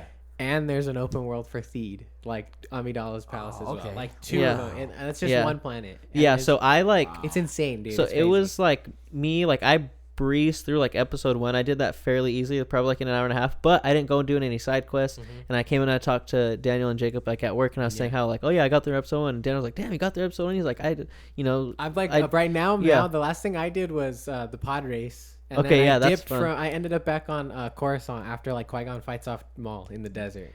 That was Yeah. the last thing I did because every time I drop, I haven't been like trying to 100% because it's the same as the old games where like you have to have certain characters in the Mm-hmm. free play mode to do stuff. Like there's certain boxes that can only be blown up, like bounty hunter rockets and all that jazz, right? Yeah. And so like I'm doing as much as I can and going and trying to like explore because like I'm just a fucking nerd like that. Yeah. So So yeah, you that's got what I both. started doing for episode 2, and holy shit, like I spent like a couple hours on just like a single mission, but Yeah. just like within that world, just like doing a bunch of different shit. It's And hella like fun. there is like a mission because I bought the game that where you get like the expanded packs where you have extra skins. So I have like some scoundrels because I have like Han Solo and blah blah blah, all these people from like the Solo Got series. Mando, right? Yeah, I have Mando, so I can do like some early bounty hunter stuff. So there's one bounty hunter mission where you're literally going from different planets because you're hunting someone down. So like this is how really deep like it's getting into it. The puzzles in it are really nice. Awesome. You know, some of them are pretty simple, but a lot of them like you have to think, and it's like pretty Yeah, pretty big challenging. concern. Yeah. You know, like It's me and F were playing today. We were playing co-op, and even he was like, "Holy shit!" Like I didn't even know where this was going. And when something like was resolved, we were like, "Oh fuck yeah!" Like we had so much fun playing co-op. Yeah.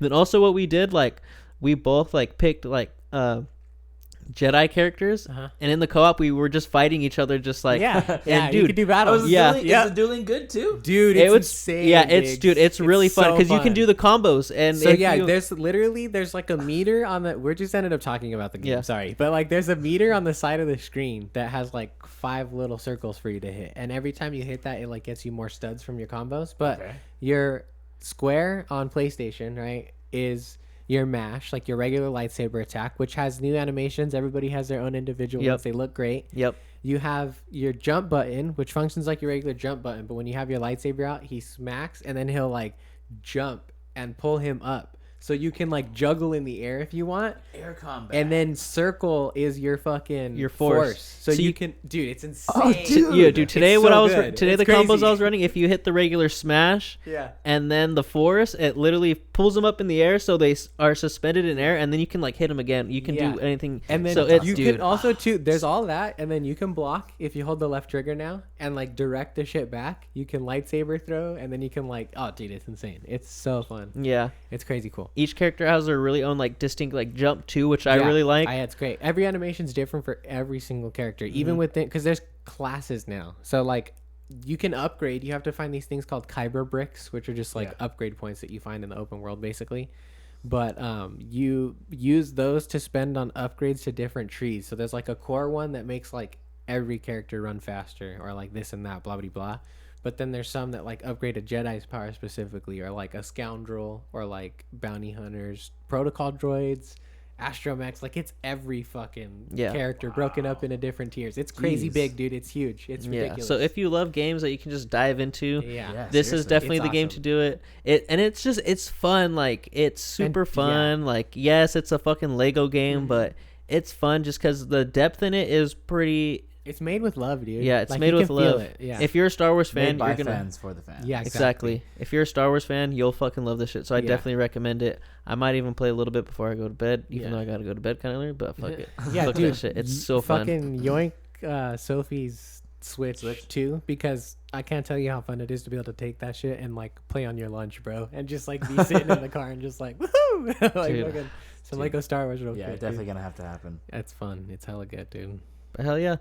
There you guys go. That was episode 9. Woo! A nice one. Thank you, Dig, so much for coming yeah. on, Thanks my for man. fucking having me, dude. This was super fun. Right? Yeah, of course. Good dude. time, huh? Hell yeah. If you ever want to come back and talk about Moon Knight or anything, Yeah, dude. Yeah, let man. us know, dude. We're always happy to have people on, and especially if you want to like normally what we do with guests is we Yeah. kind of like let them pick what they talk about that week. So Yeah. if you want to have your own specific episode, where Yeah, you can bring you know, whatever Talk about something, movies, yeah. TV, comic books. whatever you I'm wanna talk down about. for whatever you guys. Yeah. That's it. And we'll do it. This is awesome. It's But super yeah. fun time.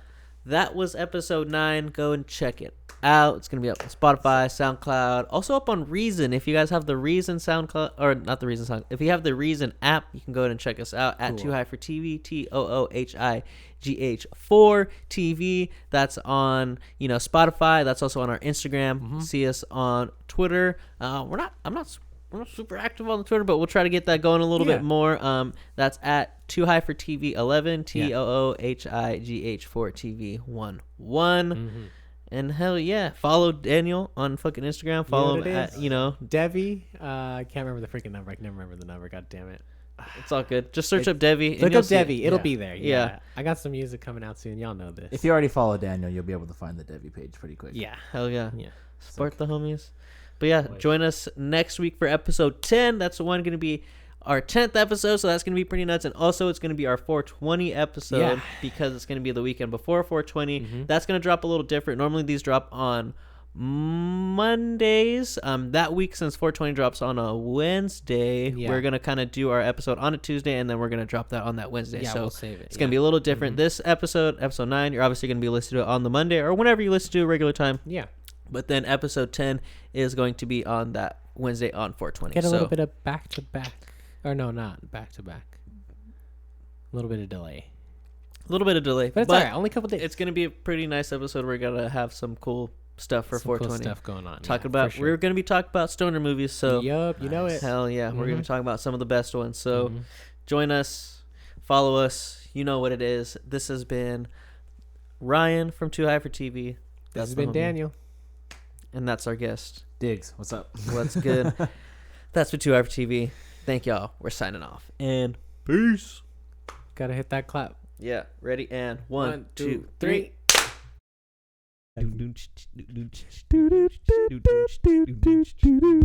Do